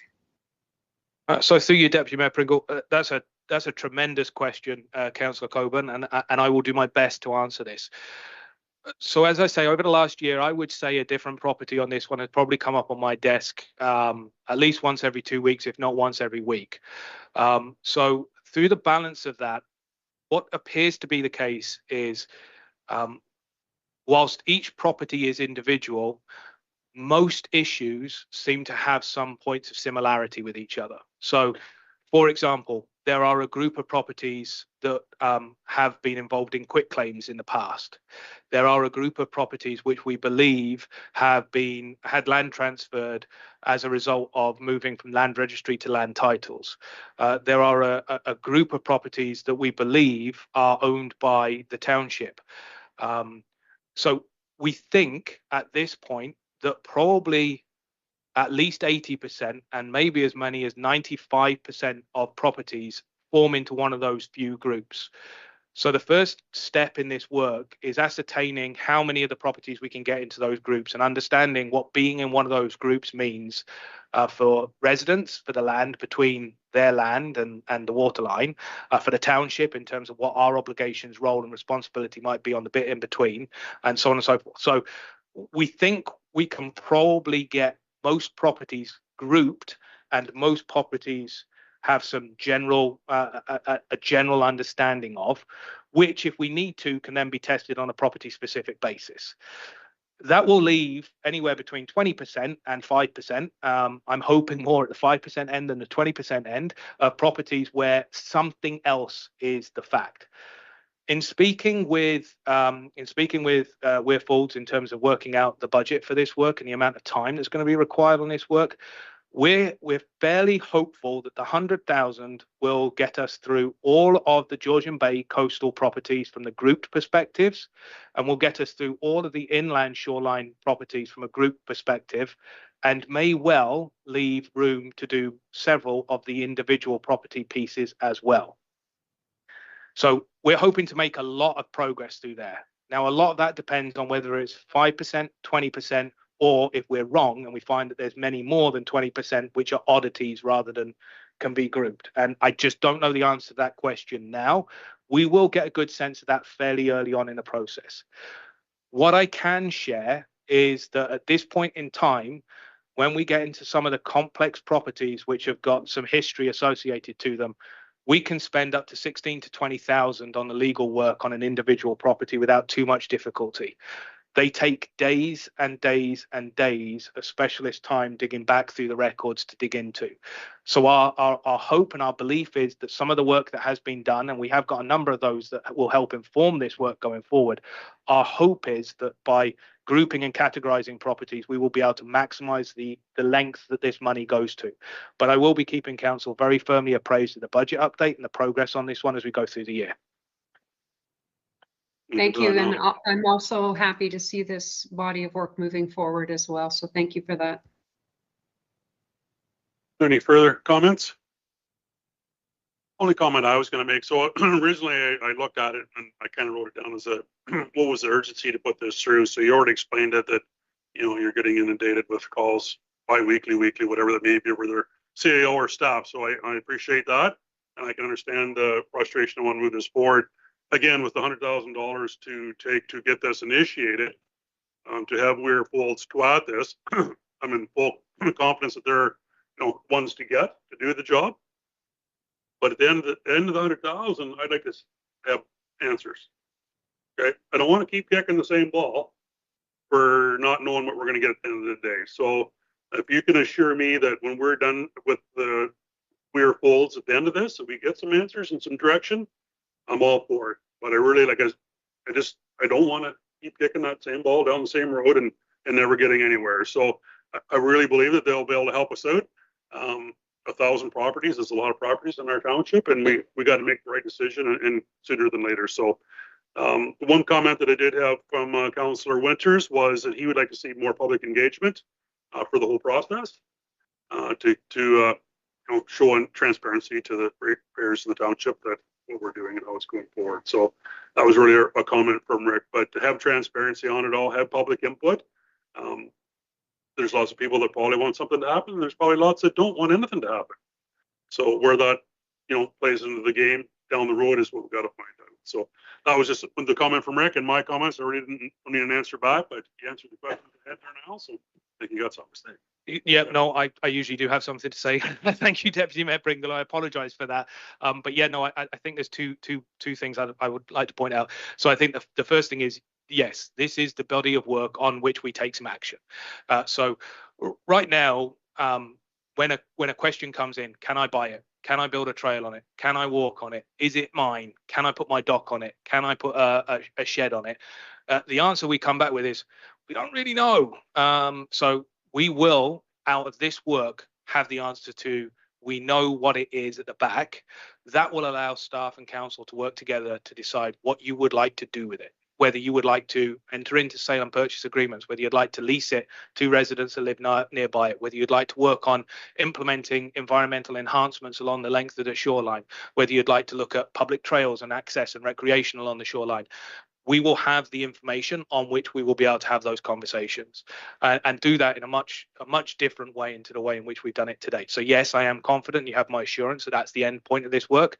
I think that those conversations start in the middle of 2025 because this will take a chunk of time to get through. Having said that, we can start having those thoughts as we go through it. And as soon as we start feeling results from this, I will be bringing them back to council. In terms of the public engagement side of things, we will provide regular and routine updates. There's nothing hidden about the work that we're doing, but there really isn't much in the way of engagement that can happen because what we're actually trying to establish is legal fact. So it's not something where, you know, an opinion opinion or a comment really weighs into this one. We are simply trying to establish legal fact, and so that's not something that we can traditionally engage on, because the answer is the answer is the answer. Where there will be very significant engagement and consultation is where we get to those conversations around what the future of the shoreline looks like. So this does lead into a very significant piece of engagement work at the back end of it. And certainly we will be keeping members of the public up to date with what's going on. We will have information on our website, and there will be regular updates that are brought back to council as this work progresses. Thank you for the explanation there, Niall. Really appreciate that. Any further questions? Not seeing any. I'm going to call the vote. All those in favor? That is carried. All right, on to the next one. Draft road allowance alteration bylaw. Recommendation reads that staff be considered to present a road allowance bylaw for consideration at a future council meeting. I need a mover and a seconder. Councillor Coburn, Councillor Day, and now you're back on again. I am indeed. Thank you, Deputy Mayor Pringle. And this one is certainly has impacts on the shoreline road allowance, but it is broader than the shoreline road allowance. So council has an approved policy. It's TRA, and I don't know any other policy of the council of Georgian Bluffs policies off the top of my head. I know this one off the top of my head. Policy TRA 01010 is the council approved policy on the use of unopened road allowances and includes a shoreline road allowance. It sets out some broad aspirations and some commentary and some background, some policy direction in terms of how the township approaches its unopened road allowances. I think it's fair to say, and indeed a very short Google search will demonstrate many different opinions, largely associated with the township of Georgian Bay rather than the township of Georgian Bluffs, with whom our policy often gets associated. You will see much commentary on that policy from various different legal bodies and agencies. It is an interesting Google search to do if you have the time to go and get lost in the world of Google. By the time you get to page 3 on the Google search results, you really are into the minefield of this one. So our policy establishes some guidelines on how we address the shoreline road allowance. However, whilst our policy is approved, there is no process by which that policy gets implemented, and there is no enforcement for when that policy is breached. And so it really is a policy without teeth. What we're doing at this point in time is we're proposing that we bring forward a bylaw which provides for some teeth to that policy and allows us to enforce that policy out in the field to some extent. I think it's fair to say, and if you do that Google search, you'll find that there are numerous weaknesses to policy TRA 01010, and those policy weaknesses should be addressed whilst we're going through the shoreline work, because so much of the road allowance is shoreline road allowance. We're suggesting that we leave that policy alone and part that to come back to as a comprehensive review of a policy in 2025, once we'd understand the foundation of the shoreline road allowance. So it's a bylaw. We would suggest that this be viewed as an interim bylaw. It will be interim for a fairly significant amount of time. And the idea is to try and provide some clarity around what can and can't happen on the shoreline and the process for how you can go about coming to the township, applying for a permit to do stuff on the shoreline road allowance, and the sorts of activities that are likely to be supported and the sorts of activities that are not likely to be supported. So that's the bylaw that we've drafted in front of you. It is a draft bylaw, so very open to comment tonight, very open to comment next week and over coming weeks. This is not one that you are going to be asked to pass next week or in the immediate future. It is one that I am looking for feedback on, whether that be in discussion this evening or over coming weeks, and it will be brought back to council later on this spring for formal passing and implementation after that. Just trying to think if there's anything else salient within that. It is a policy which incorporates and encompasses the shoreline road allowance, but it also speaks to the other road allowances we have in the township, both open and unopened.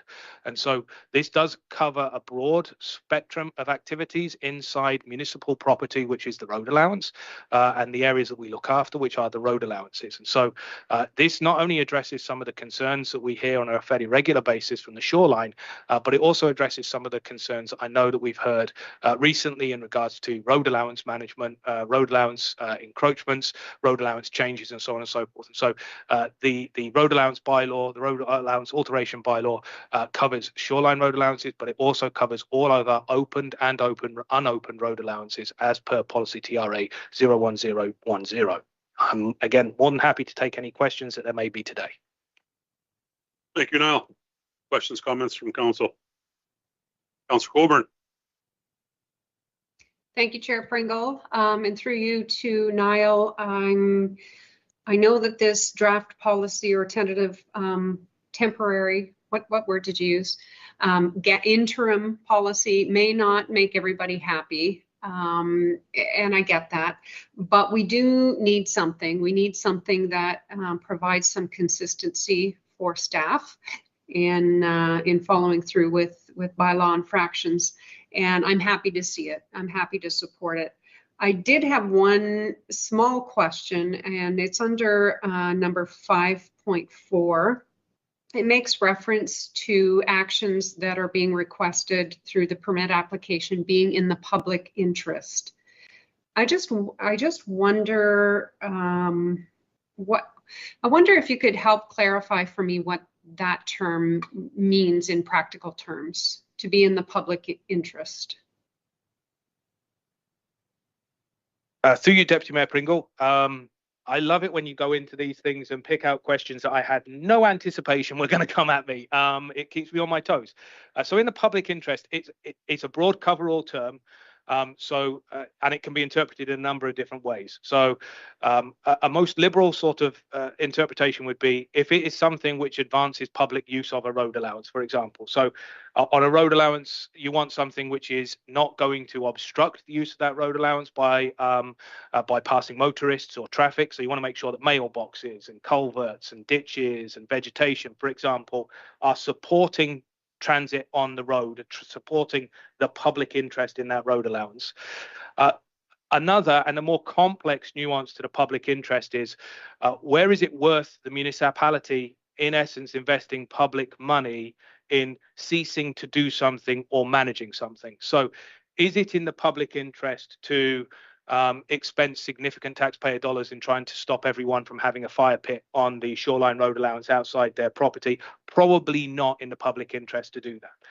So public interest is one of those general cover-all statements which allows us a catch-all statement to make sure that we're doing things that don't hinder any public right of use, but that we are not misusing taxpayer funds to inappropriately perhaps chase rabbits down a hole which are not going to serve any great public interest.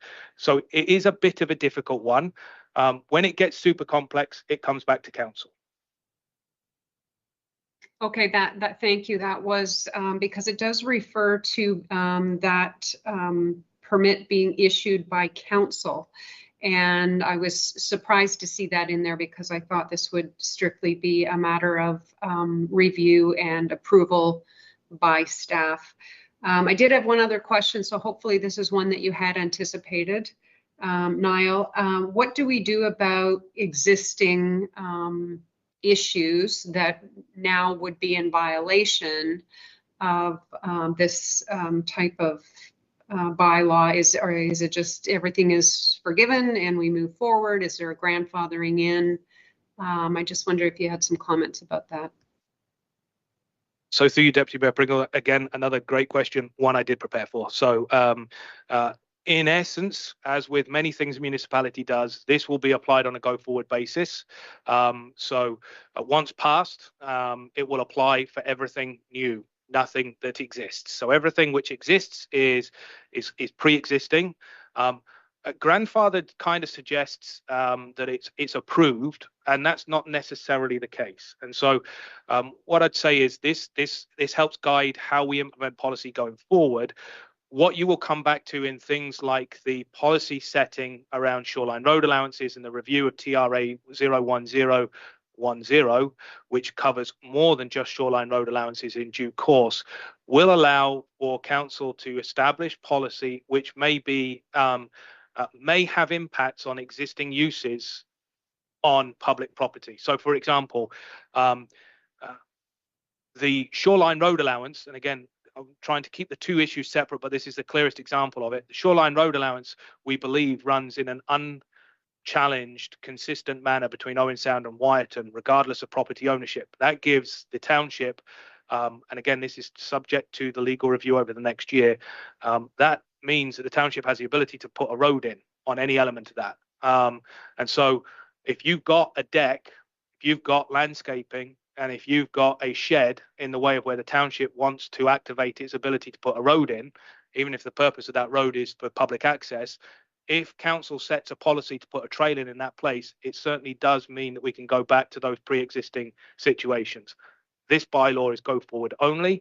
Those conversations around what has happened in the past will come back as issues to be dealt with through the policy setting conversations in a year or so's time.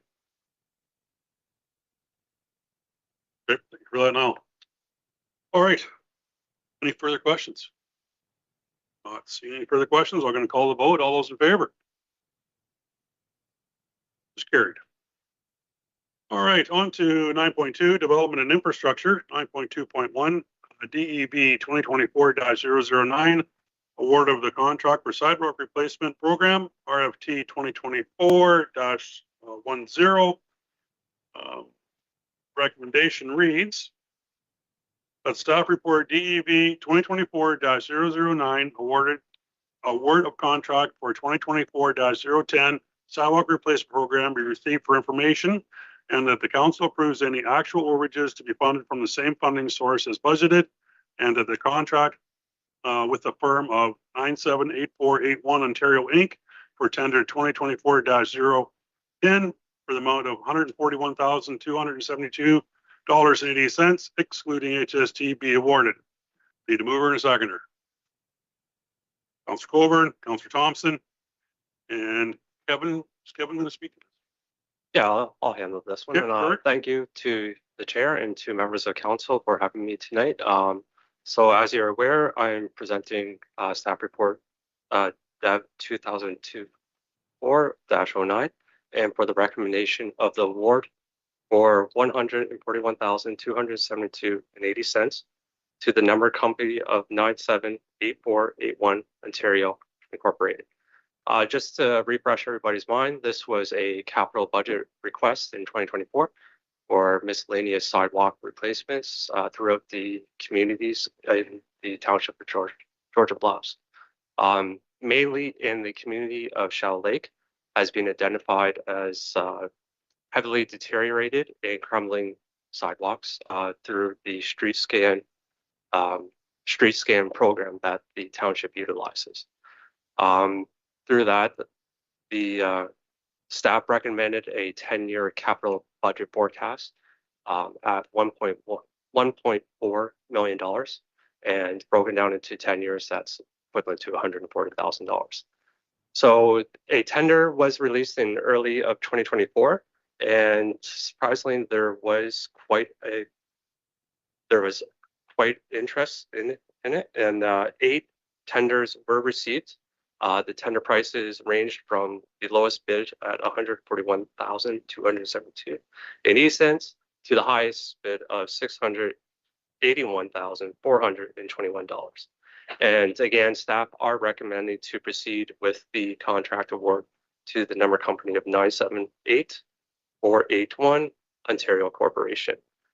And kind of the next steps would be after the motion is carried and adopted next week, staff will reach out to the company to have the contracts in place, and staff will sit down with the contractor for a project kickoff meeting.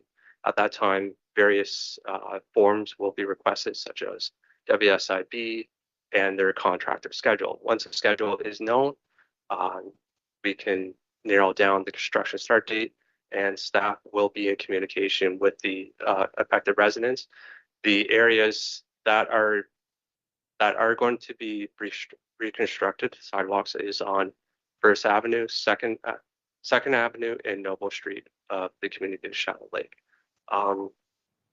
Some The residents can expect that it is going to be constructions. The contractor will work with residents and give plenty of notices. For example, driveways may be blocked on certain nights, so the contractor and staff will give residents plenty of notice in advance of any disruptions. Thank you. Okay, thank you for that. I'm going to turn it over to council now for questions and comments. Mayor Carlton. Just one question. I noticed that this is the first year of working on sidewalks.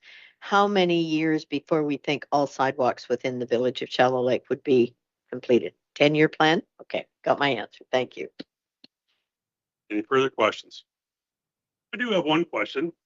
The Ontario company, where are they based? Where are they from? Are they local? To the chair, I do not have that information present at this time, but I can certainly get back to you at where their location is. I'm also looking at something here.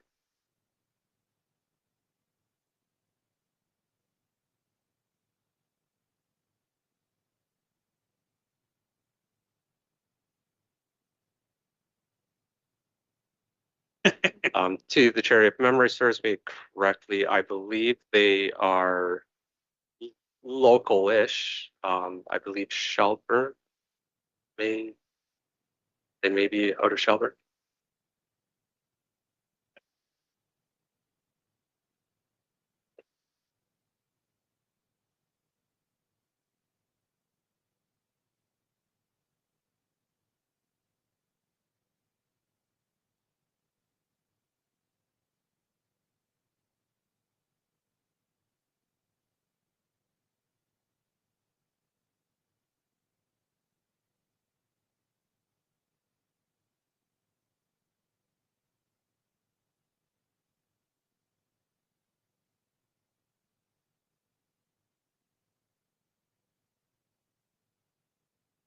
So yes, to the chair, they are out of Shelburne.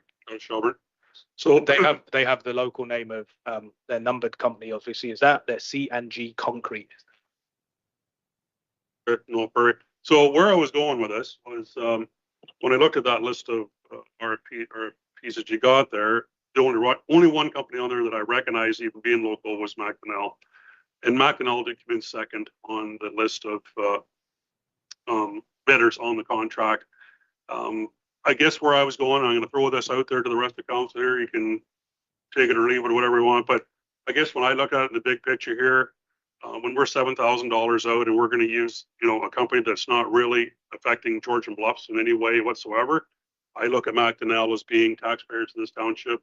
Their family lives in this township, and there's a lot of reason to support a local group.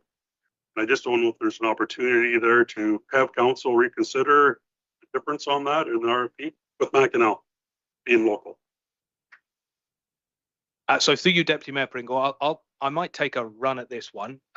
It's up to council. Council are in charge of awarding tenders. It is generally accepted best practice to accept when it comes to tenders. It's generally accepted best practice to take the lowest tender, but that is council's discretion.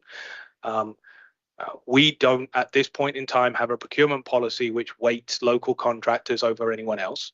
I do know that Kevin, when he was writing this tender, when we put it out on our bids and tenders platform, we reached out proactively to local contractors we know had done similar work to invite them to bid. We know, and we've heard concern in the past that not everybody necessarily knows they've got opportunity out here. We make every effort to reach out directly to contractors and local companies to let them know that we're posting work they may be interested in. And so we did do that for this tender. Council can consider awarding to not the lowest tender. As I say, it's generally speaking best practice. And I'm quite happy to work with Brittany and the finance team when we are reviewing our procurement processes. We can build in weighting criteria around local tenders and seeking local companies to bid on work more proactively and favour costing of local companies in future work, if that's something that council would like to see. At this particular point in time, it's up to you. You can award to the non-lowest tender price. I appreciate that. No, yeah, no, it was just a consideration I had on my, I thought about it there, and I guess where I kind of went for the difference of $7,000 was we can hold we're probably going to be able to hold Macdonell more accountable to what goes on in our township because they live here and they operate here, they pay taxes here, they're a group that's here. What we are seeing in a lot of industry right now is the GTA areas moving this way because they haven't got enough work down there for themselves. So anyway, I just put it on the floor there. If there's any support, I'd like to hear it. If there's not, we can certainly accept the lowest tender and move forward. I understand that 100%, that normally that's where we go. But out of the 6 or 8 that were on there, they were the only local. And that's where I kind of went. So just looking for any feedback from anybody else in council. Sorry, if I may, Yep. just chime in here to the chair. Yes, Macdonell did submit a bid. However, they were on the excavation side. They were not doing the finishing of the concrete. They would have subbed out the concrete finishing work. I just want to point that out there as well. No, great point, Kevin. Thank you for that. Councillor Day. My comment is broader than tonight's conversation. I cannot, other than being local, not working in the construction business, I can't speak in any way for Macdonell other than now knowing they're a local company. So I feel like it would be, there are other considerations that I would love to consider for our procurement policy regarding like the quality of work that people do, any longevity of, if there are considerations that the companies are taking to make work last longer, if their costs are higher because it's projected to last longer, environmental practices. I think the procurement policy would be really interesting to look at. I feel hesitant tonight only because I'm really out of my depth in terms of knowing the companies and anything about sidewalk building. Thanks, Mayor Carlton. Thank you. My concern with going with the next one in the line, and I agree, I've had that same thought. It's nice to stay and support our local companies. But given the process we've just come through with budget to get that tax increase down as low as we could, to turn around and go out and spend, my math says it's almost 8,000 more. So I'm not comfortable with that part of it. And if it's not all being done through one company, if part of it's being subbed out, then that kind of weighs in. I think my main thing is, though, just given where we've just come through budget, I think we need to stay with that lower one. No, for sure. I appreciate the comments there too. And again, the clarification from Kevin here, having the Macdonells are just going to be excavating and not doing the final project, kind of weighs differently now for me too, that the concrete company that has been awarded the lowest bid there, I'm good with. I just trying to look out for the little guy in our own area. So Councillor Thompson. I was just going to lend some support to your position, Mr. Deputy Mayor. I think that it sounds to me like today we don't have the pieces in place to recognize our own companies and corporations in our community, but it looks to me like we've got the start of a procurement policy. I agree with you, Madam Mayor, but I mean, it's true. It may only be $8,000, but how much of that money that we pay will stay in the community? So I would feel better about it if we had it in the procurement policy, and I think $8,000 is a significant number, but I think there should be some criteria that advantages the people who are hiring people in our community, spending the money in our community, living in our community at large. So that would be my comment. Thank you, Councillor Thompson. Yeah, no. So through you, Deputy Mayor Pringle, I will keep this very concise. He says, stumbling over the words concise. The way in which I've seen this done in other procurement policies is, for example, if the low bidder is within 10%, is more local within the catchment, within Grey County, for example, that you would award. So it allows that extra ability to be able to award and makes it quite clear. So there are ways in which we can bring that through the procurement policy. And to Councillor Day's point, I think there's many things. The procurement policy of the Township of Georgian Bluff speaks volumes about how we want to do business and who we want to do business with. And so when we come to reviewing that policy through the balance of this year, there's lots of opportunities to look at how we do business.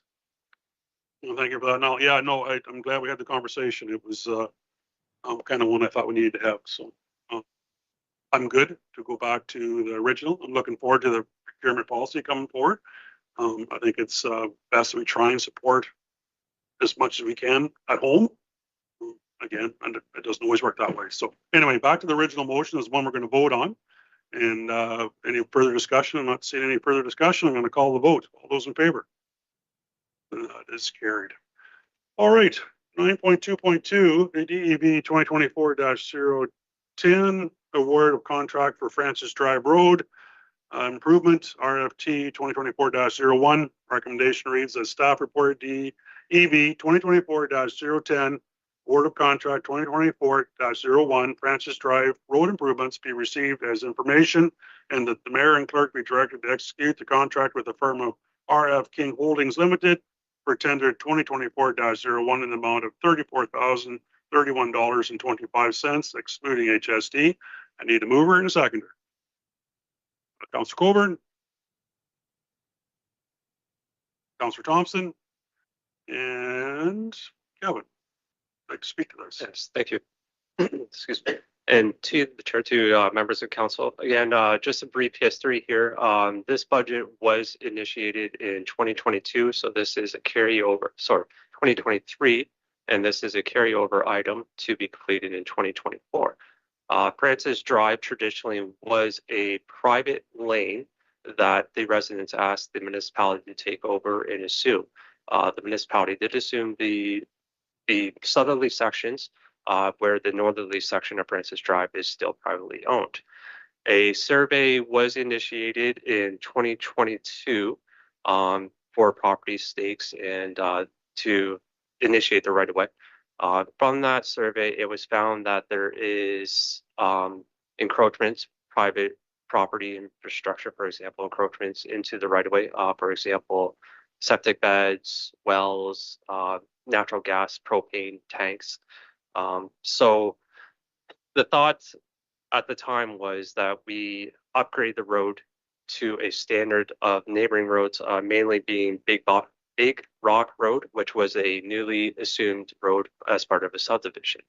However, that would be heavily intrusive onto the residents of Francis Lake Drive area, and a compromise was provided that we upgrade 200 meters of the right of way, including clearing and grubbing, and also propose to excavate and fill in some sections of the road.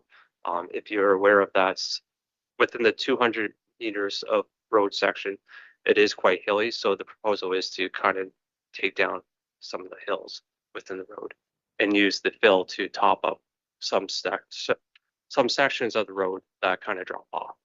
And within the right of way where the trees were previously cleared, if you recall, there is larger rocks still in the right of way that are prone to it basically makes maintenance an issue, winter maintenance and summer maintenance.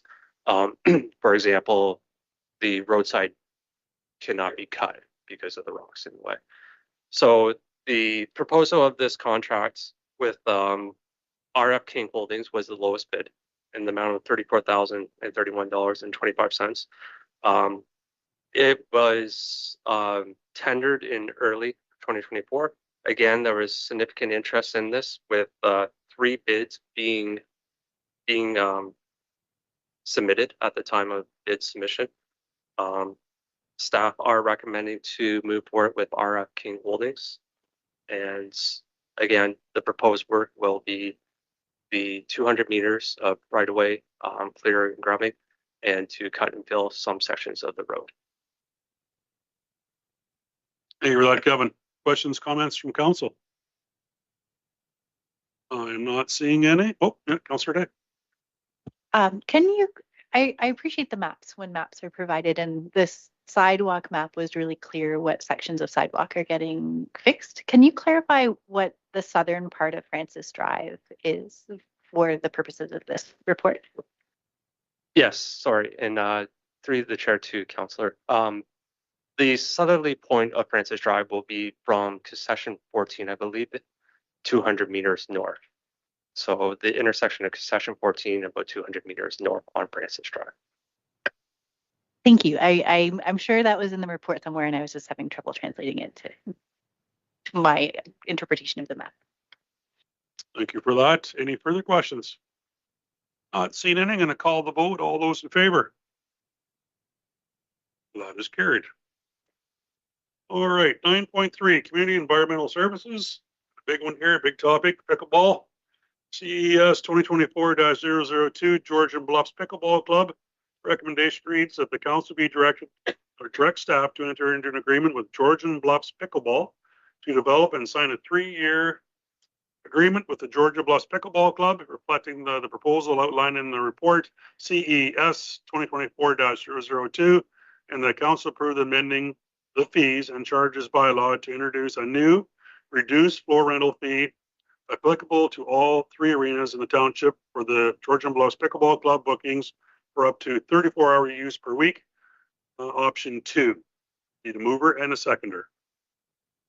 Councillor Colburn, Councillor Day, and I'm going to turn this over to Niall for brief outline. You are indeed. Thank you, Deputy Mayor Pringle. And pickleball has been a significant part of my life for the last few years, to the extent that for the many pickleball players I know are tuning in this evening or will be watching this shortly afterwards. I have a pickleball net in my backyard, and me and my wife knock that wiffle ball backwards and forwards. I have to admit, I am a pickleball player with a beer in one hand and a paddle in the other. So this is not something I will be participating in a competitive sense, but certainly have dabbled in the realm of pickleball in a very amateurish kind of a way. We dabbled our toes into the pickleball world last year, following the success of having lines painted on the outdoor court down at Balmy Beach, and put 3 courts in, as you know, in Kemble, 3 courts in at Derby, offered drop-in play times, and 3 courts in at Shallow Lake. It's fair to say that the uptake was significant and quick. We did see a little bit of a drop off through the summer, but then there's been a steady increase in players through the fall and indeed through the winter. And we're now seeing fairly reasonable numbers and consistent numbers of people playing at both Kemble and Derby. Our winter this year hasn't put people off playing in Kemble. Kemble is still very busy. If you drive past there on any one of the drop-in sessions, it is a very busy place. We didn't know what the uptake was going to be. We didn't know if the uptake was going to be the same in all 3 locations. We didn't know where the popularity was going to be. And so when we set up those drop-in sessions, we had 1 set of nets, which we moved around each one of the arenas. We taped on lines rather than painting them. And obviously, it has been a successful program. We have seen good levels of uptake, and it has been a solid source of revenue to our arenas where there was no revenue in the past. So it's not displaced an activity. It's helped utilize those arenas in a new and different way, and we're seeing good solid levels of activity in those 3 arenas. It's been a strong level of support for it. As we've gone through the summer last year, particularly in the Kemble arena, there's been a fairly strong regular attendance at the drop-in pickleball sessions, and that strong regular attendance was supported by a number of commercial activities run by Tailored Pickleball through the course of summer 2023. Tailored Pickleball are keen to continue that activity into 2024 and beyond, putting on some specialist clinics, and out of all of that work, there's now that reliable group has come together and coalescing. They're looking to form into a club, and so there is now support for forming a Georgian Bluffs Pickleball Club.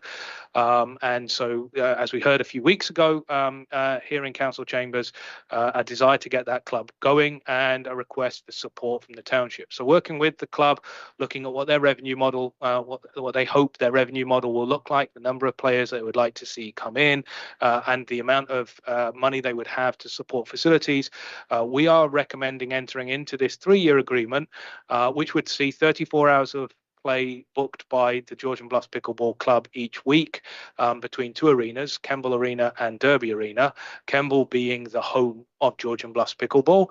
And looking at the revenue model, the best way we're suggesting of going forward for this would be a reduced rate for floor rentals. So our floor rentals at the minute are very low. They're $24 and $37 an hour. Is it 26 and 37? $26 and $37 an hour, 26 at Kemble and 37 at Derby. We would be reducing that, we're suggesting, to $6.50. So it is a fairly significant reduction to make this affordable for the pickleball players to get going. It would be a 3-year agreement. We'd review it on an ongoing basis throughout. The pickleball club would be more than welcome to book any additional hours over and above the 34 hours. It would then be charged at the arena's normal rates for that. Tailored Pickleball, if they were coming in and running a commercial activity, as they have suggested they're going to, they would be obviously catering a lot for the players of Georgian Bluffs Pickleball Club, but also to the Georgian Bluffs community as a whole. They would be still operating on a commercial basis and paying commercial fees for the venue. So this is a fairly significant discount, and it would see an impact to the revenue that we've been generating through the drop-in. The nature of some of the times that the pickleball club would want to use would limit the amount of times that we have the drop-in sessions available. So we would see a reduction in our revenue associated to this. But overall, we'd be seeing a significant increase in the use of the arena. So there would be an overall increase in the arena. This use has a value. When we look at the book value, you can see some big numbers in the report. It's about 111,000 over the 3 years that we would be subsidizing it. And I think that's a good number for Georgian Bluffs Pickleball Club to use if they're pursuing grants, and it's a good number for the township to be aware of. That value is lost revenue if we were to be able to book the arena for 34 hours every single week at its full arena rates. The reality is that we don't. And so this is lost revenue from a perspective of we're offering a discounted rate, but it's not pushing out a use that's already in the arena competing for that floor time. So yes, it is a theoretical lost value, but actually it's a revenue coming in that isn't coming in currently. So overall, this is a good news story. I think I may have just been way more complicated than I needed to be in that. The other option that we put forward for dealing with this would be to do a similar sort of arrangement as we do for the Derby Pioneers, which is basically providing a grant to the club to operate, which would be equal to the discounted rate of the floor. That's a little bit more complicated because it involves us providing a grant and then bringing that grant back in. That has a budget impact.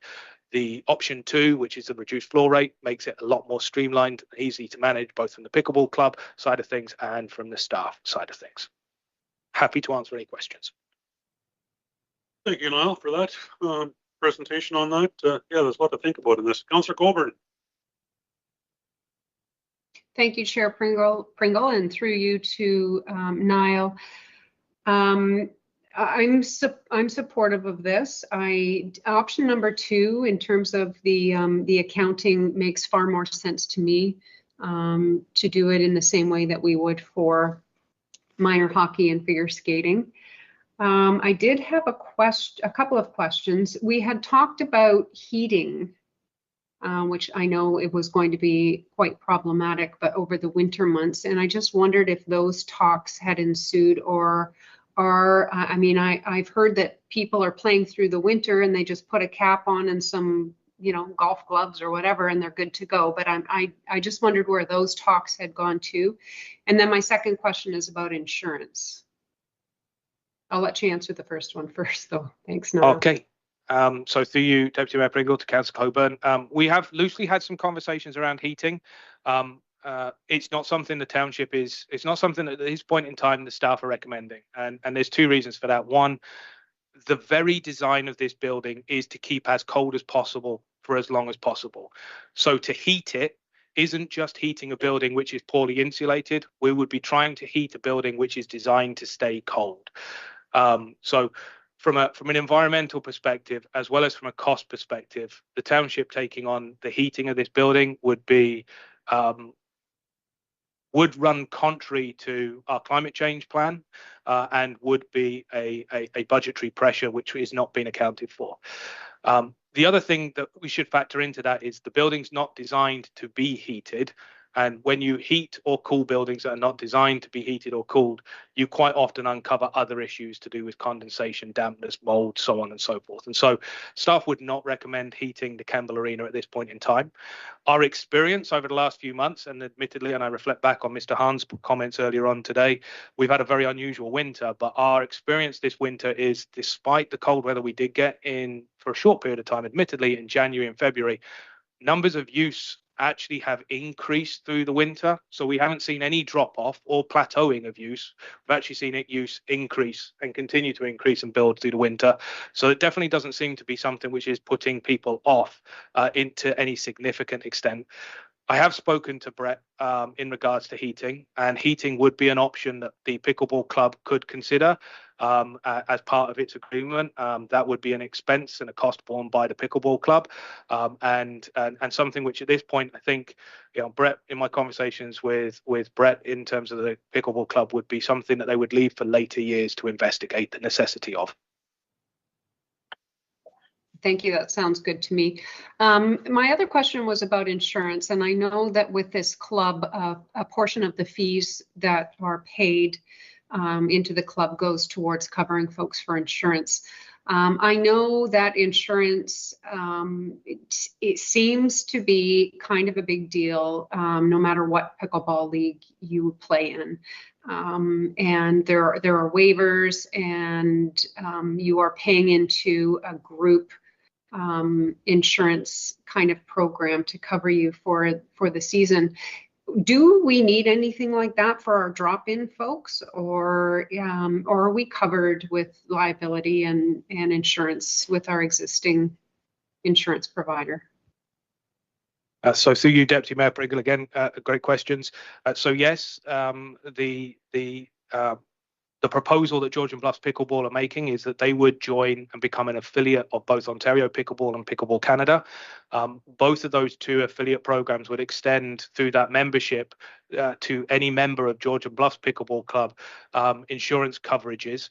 Those insurance coverages, and again, I don't know specific to these two particular affiliate programs, but generally speaking, affiliate programs provide third-party insurance to participants. And so that not only protects them against then potentially any accident or injury that occurs during an activity, but it also provides some insurance for them if they were to cause an injury or something like that to another participant. So the insurance is certainly something which is valuable, and it would extend to providing coverage to the township for activities run by Georgian Bluffs Pickleball Club in any of our facilities. So there is certainly a layer of insurance that we don't currently have that we would have through this.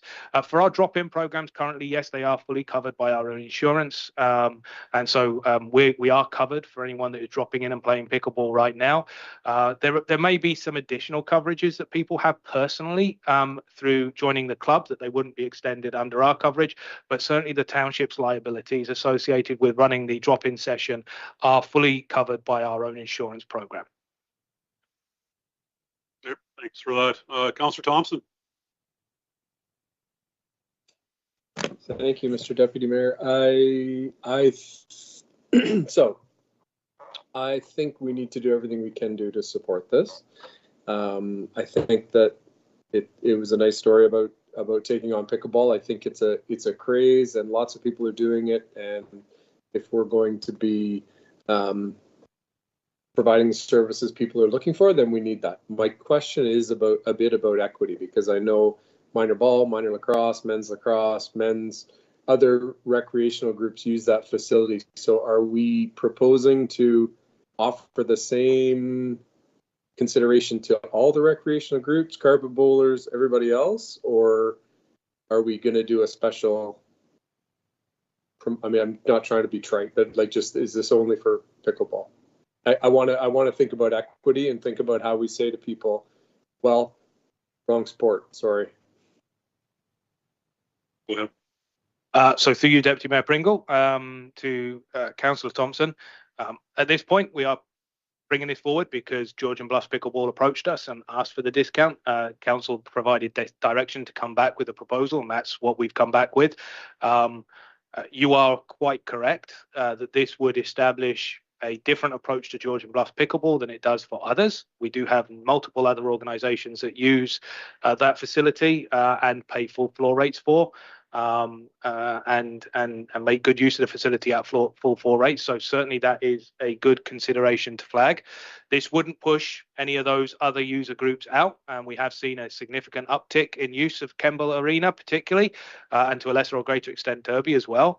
There are a number of organisations now that are using them on a fairly regular basis and playing full floor rates. So it would create that slight imbalance for sure. We may face inquiries from other user groups to enter into similar agreements, and they would be brought to council for consideration. But yeah, that is certainly a consideration in this one. Follow up there, Councillor Thompson. No, I think it just sort of stands there on its own. Like, I think so. I guess we just need to be prepared to think about what we're going to say to other user groups. Councillor Day. To continue on with this conversation for a bit, am I correct in reading that we support Shallow Lake Minor Hockey and figure skating already with a reduced user group rate? And there's the Derby Pioneers, who we give a donation equal to the value of floor time rental rates. So I wonder if when our donation policy is reviewed, if we want to look at this as one of the considerations for donations. So through you, Deputy Mayor Pringle, I actually think there's probably we could look at it through the donations approach, but actually I think we will be bringing forward a comprehensive fees review, and again that will be a conversation for council. I think it's a strategic session we're going to be planning later on this year to get some weigh in on that, and we'll be able to have through that a conversation as to how much of the arena fees and recreational fees, how much the costs associated with providing the service you want to regain through revenues raised, and how much you want to offset. And if you want to offset, are there areas you want to offset and other areas where you don't want to offset? So we will be able to have that conversation, and then that would be followed up with the donation policy, which may dovetail in. So I suspect there's two opportunities as we go through this year to have that conversation. Mayor Carlton. Thank you. I may be coming at this from a little different viewpoint. I do support the use of the arena. I'm really happy to see that taking place. My concern comes down to a lot of the people coming out to use this. In this case, for pickleball, we're talking adults. When we're talking children, I will support the reduced rate for them all the way through. Although I will comment that the reduced rate for minor hockey and figure skating at Shallow Lake is a significantly higher per hour rate that they pay than what this will be at Kemble. Again, given Kemble doesn't have the facilities type thing that Shallow Lake does, that's a consideration. I think I come back to the two things. It's non-residents for the most part, not all, but a lot of them are non-residents. And it's adults, not youth, and it's budget. It's funds that I see we're giving away at a time when we've got some serious budget constraints. So I really struggle with this one in that respect, and I will leave it there. I see Councillors Thompson and Coburn have their hands up now. Yeah, good comment, sir. Brian, did you still have your hand up, or did you have another comment? Yeah, I did. I think my comments are similar to Mayor Carlton's. I don't think we want to compare minor hockey to pickleball. So I can tell you that each family with a child in minor hockey is paying $700 or more for registration plus the costs on top of that. And so minor hockey is dropping, I don't remember a rate. I think it's probably now about $150,000 to $200,000 in annual rental revenue. So it's not comparing like to like. Really, I am totally supportive of pickleball. I think we need to make it work in our organization. My only comment is I don't want to look at the carpet bowlers who've been there for, I don't know, umpteen years and say, you guys have had a presence here. You use it all the time. You're very neat. You are respectful. And we're going to charge and lacrosse and minor ball and say, we're going to have you pay full freight and we're going to have another organization pay a much reduced rate. I just think we need to have it. I think we need to do what we can to make it work for pickleball, but I think we can't have an inequitable situation for the other user groups too. I think we have to be fair to all. No, good comments, sir. Councillor Coburn. Thank you. Yeah, those are all really good points, fair points. Mayor Carlton, you mentioned that a lot of them are from outside of our borders. My understanding was quite a number of them are actually from Cobble Beach. And so I'm curious about your comment, and have we been tracking where folks are coming from and gauging that, or what is the percentage of usage that's by our own residents compared to out-of-towners? Niall has a comment here first. Yeah, so through you, Deputy Mayor Pringle, no, we haven't been tracking. And I should note that Georgian Bluffs Pickleball doesn't actually exist yet. So the club hasn't formed. So there are no members to the club. We don't know where any of those members could come from, how broad that membership base would be, or what the makeup of that base would be. So at this point, I think we don't know where the players that are dropping in currently come from, and the club does not yet exist. So again, I wouldn't want to speak to what the potential makeup of that club would be from residents or non-residents. Carl.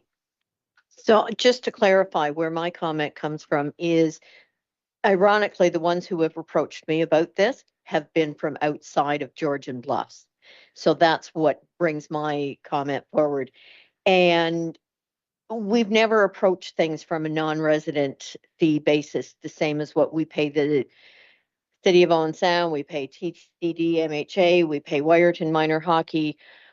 We pay for all of our youth that go there. So basically we pay a non-resident fee to all of those organizations.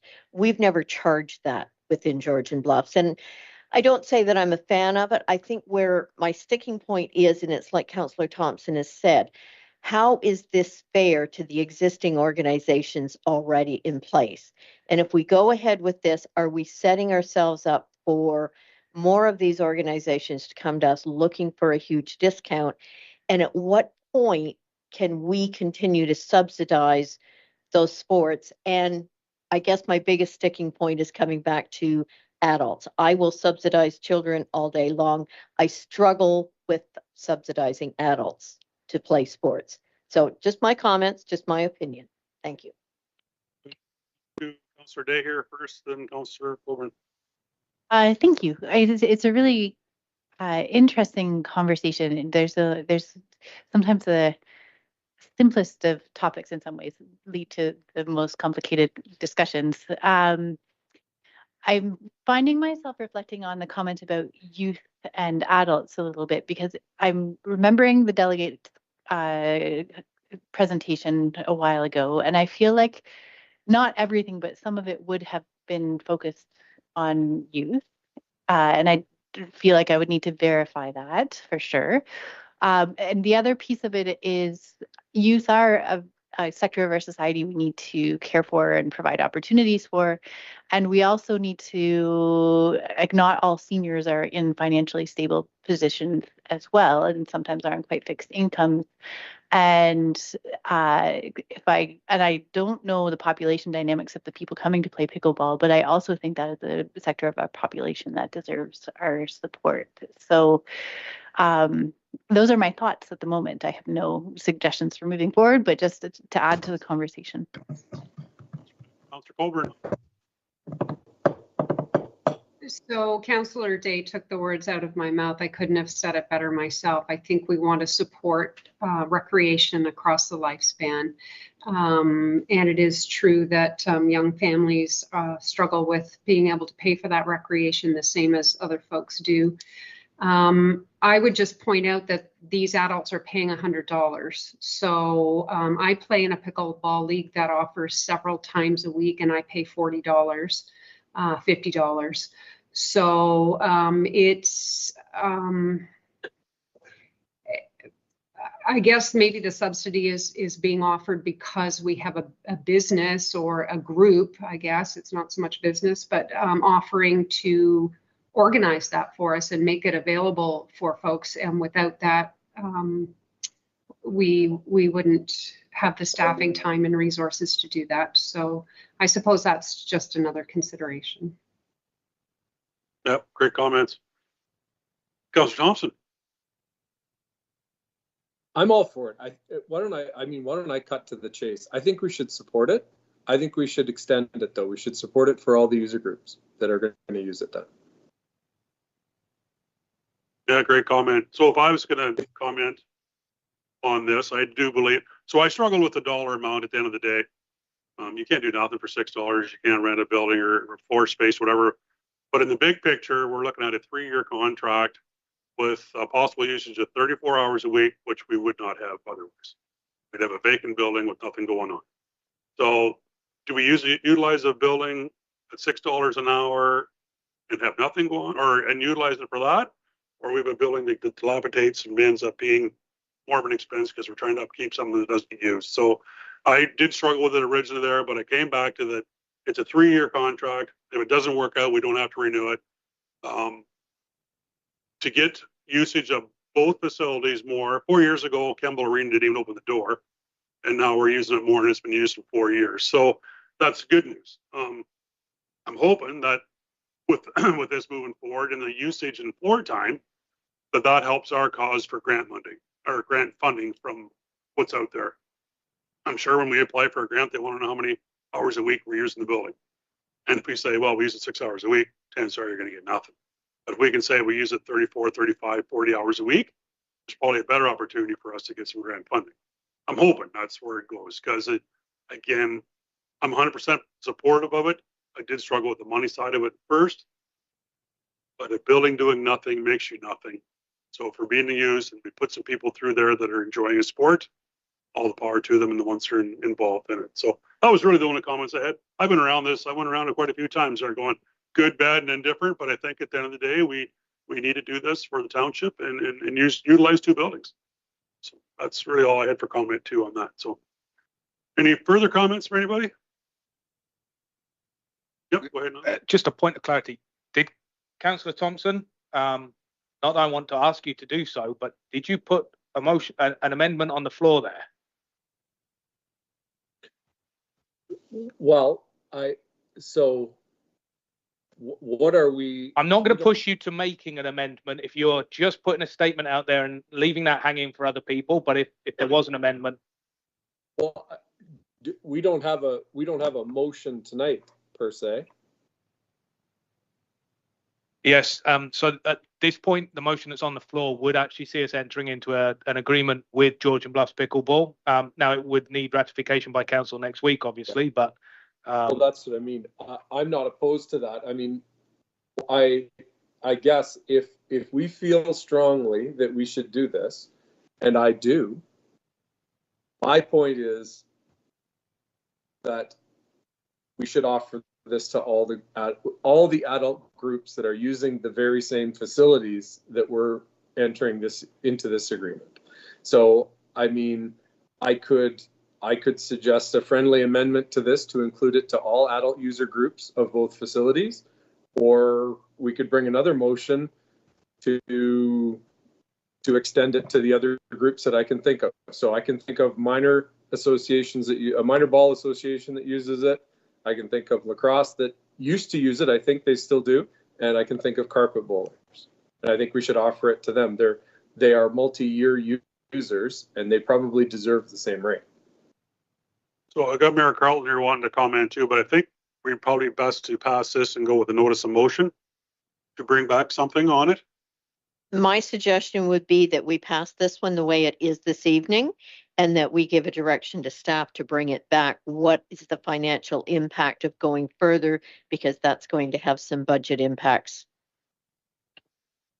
Okay, I'm 100% behind you, Ryan, there. If you're a regular user of the facility, you should get a better rate than the guy that's going to come in and use it once. And I think that's where you're going. If it's sort of derby rollerblade group or whatever, they should get a better preferred rate than somebody wants to come in and throw a ball for an hour. So through your deputy mayor. I agree. I think it would be really hard to look at the people that have consistently rented that facility over the years and say, we've offered this rate to somebody different at this, and we want you to continue using it, but we're also going to charge you full freight. That's what I'm saying. So I agree. If people are, that's what I agree. I think we need to be consistent with our regular users. So through your deputy mayor Pringle, I thank you for the clarification. I think we can deal with this through the fee and bylaw review, and that I don't think any additional direction is needed because that is coming back at this point in time, and we can table that. We'll take that away, make sure that's a conversation. We've been back through the fee and bylaw review. I think if everybody is happy with that, then that feels like the least amount of work. I don't want to bring a report back if we're going to bring a report back anyway, and that is already coming. So I think we can deal with that one then. That answer your question there, Ryan? You're good? Councillor Thompson? Okay. All right. Great discussion. Any further discussion? I'm going to call the vote then. All in favor? That's carried. All right. Unfinished business, nil. New business, nil. Notice of motion. Does any member wish to provide a notice of motion? Mayor Carlton. Thank you. I would like to provide a notice of motion going back to the first delegation tonight from the Multi-Municipal Energy Working Group. I would suggest that I think Georgian Bluffs needs to be a member of that group again. I think there's information available there that we should be taking part in and making sure we're bringing it back so we're representing the residents properly. So I would like to bring a notice of motion forward about that. Thank you. This is the motion. Councillor Coburn. I would also like to provide notice of motion. I'd like to bring back to council some discussion around our volunteer awards program and some potential suggestions for potential changes pending some staff recommendations. I don't know if I need to provide any more clarity or more detail, but it's around the volunteer awards program. Perfect, thank you. And I was going to bring forward notice of motion on the Southwestern Ontario Isotope Coalition Partnership there. I believe we should be a member of it. I think we need some more information to move it forward. Like I haven't said there, from being at the conference that one day there with actually 3 of us and Isaac were there. I thought it was a great day, and I think we really should be part of that when it's in our own backyard. So I'd like to put a notice of motion on that. Okay. Any others? Okay. All right. So closed session, we have nil. The date of the next regular meeting is going to be in about 3 minutes. We're going to have a special council meeting, but due to that one, we're going to have another council meeting March the 20th, 5 p.m. Committee of the whole is April 3rd, 2024 at 5 p.m. If there is no further business, I will now call for an adjournment of the meeting. I need a mover and a seconder. For Carlton, Councillor Day. Discussion. Call the vote. All in favor. That is carried. We are now adjourned. Thank you.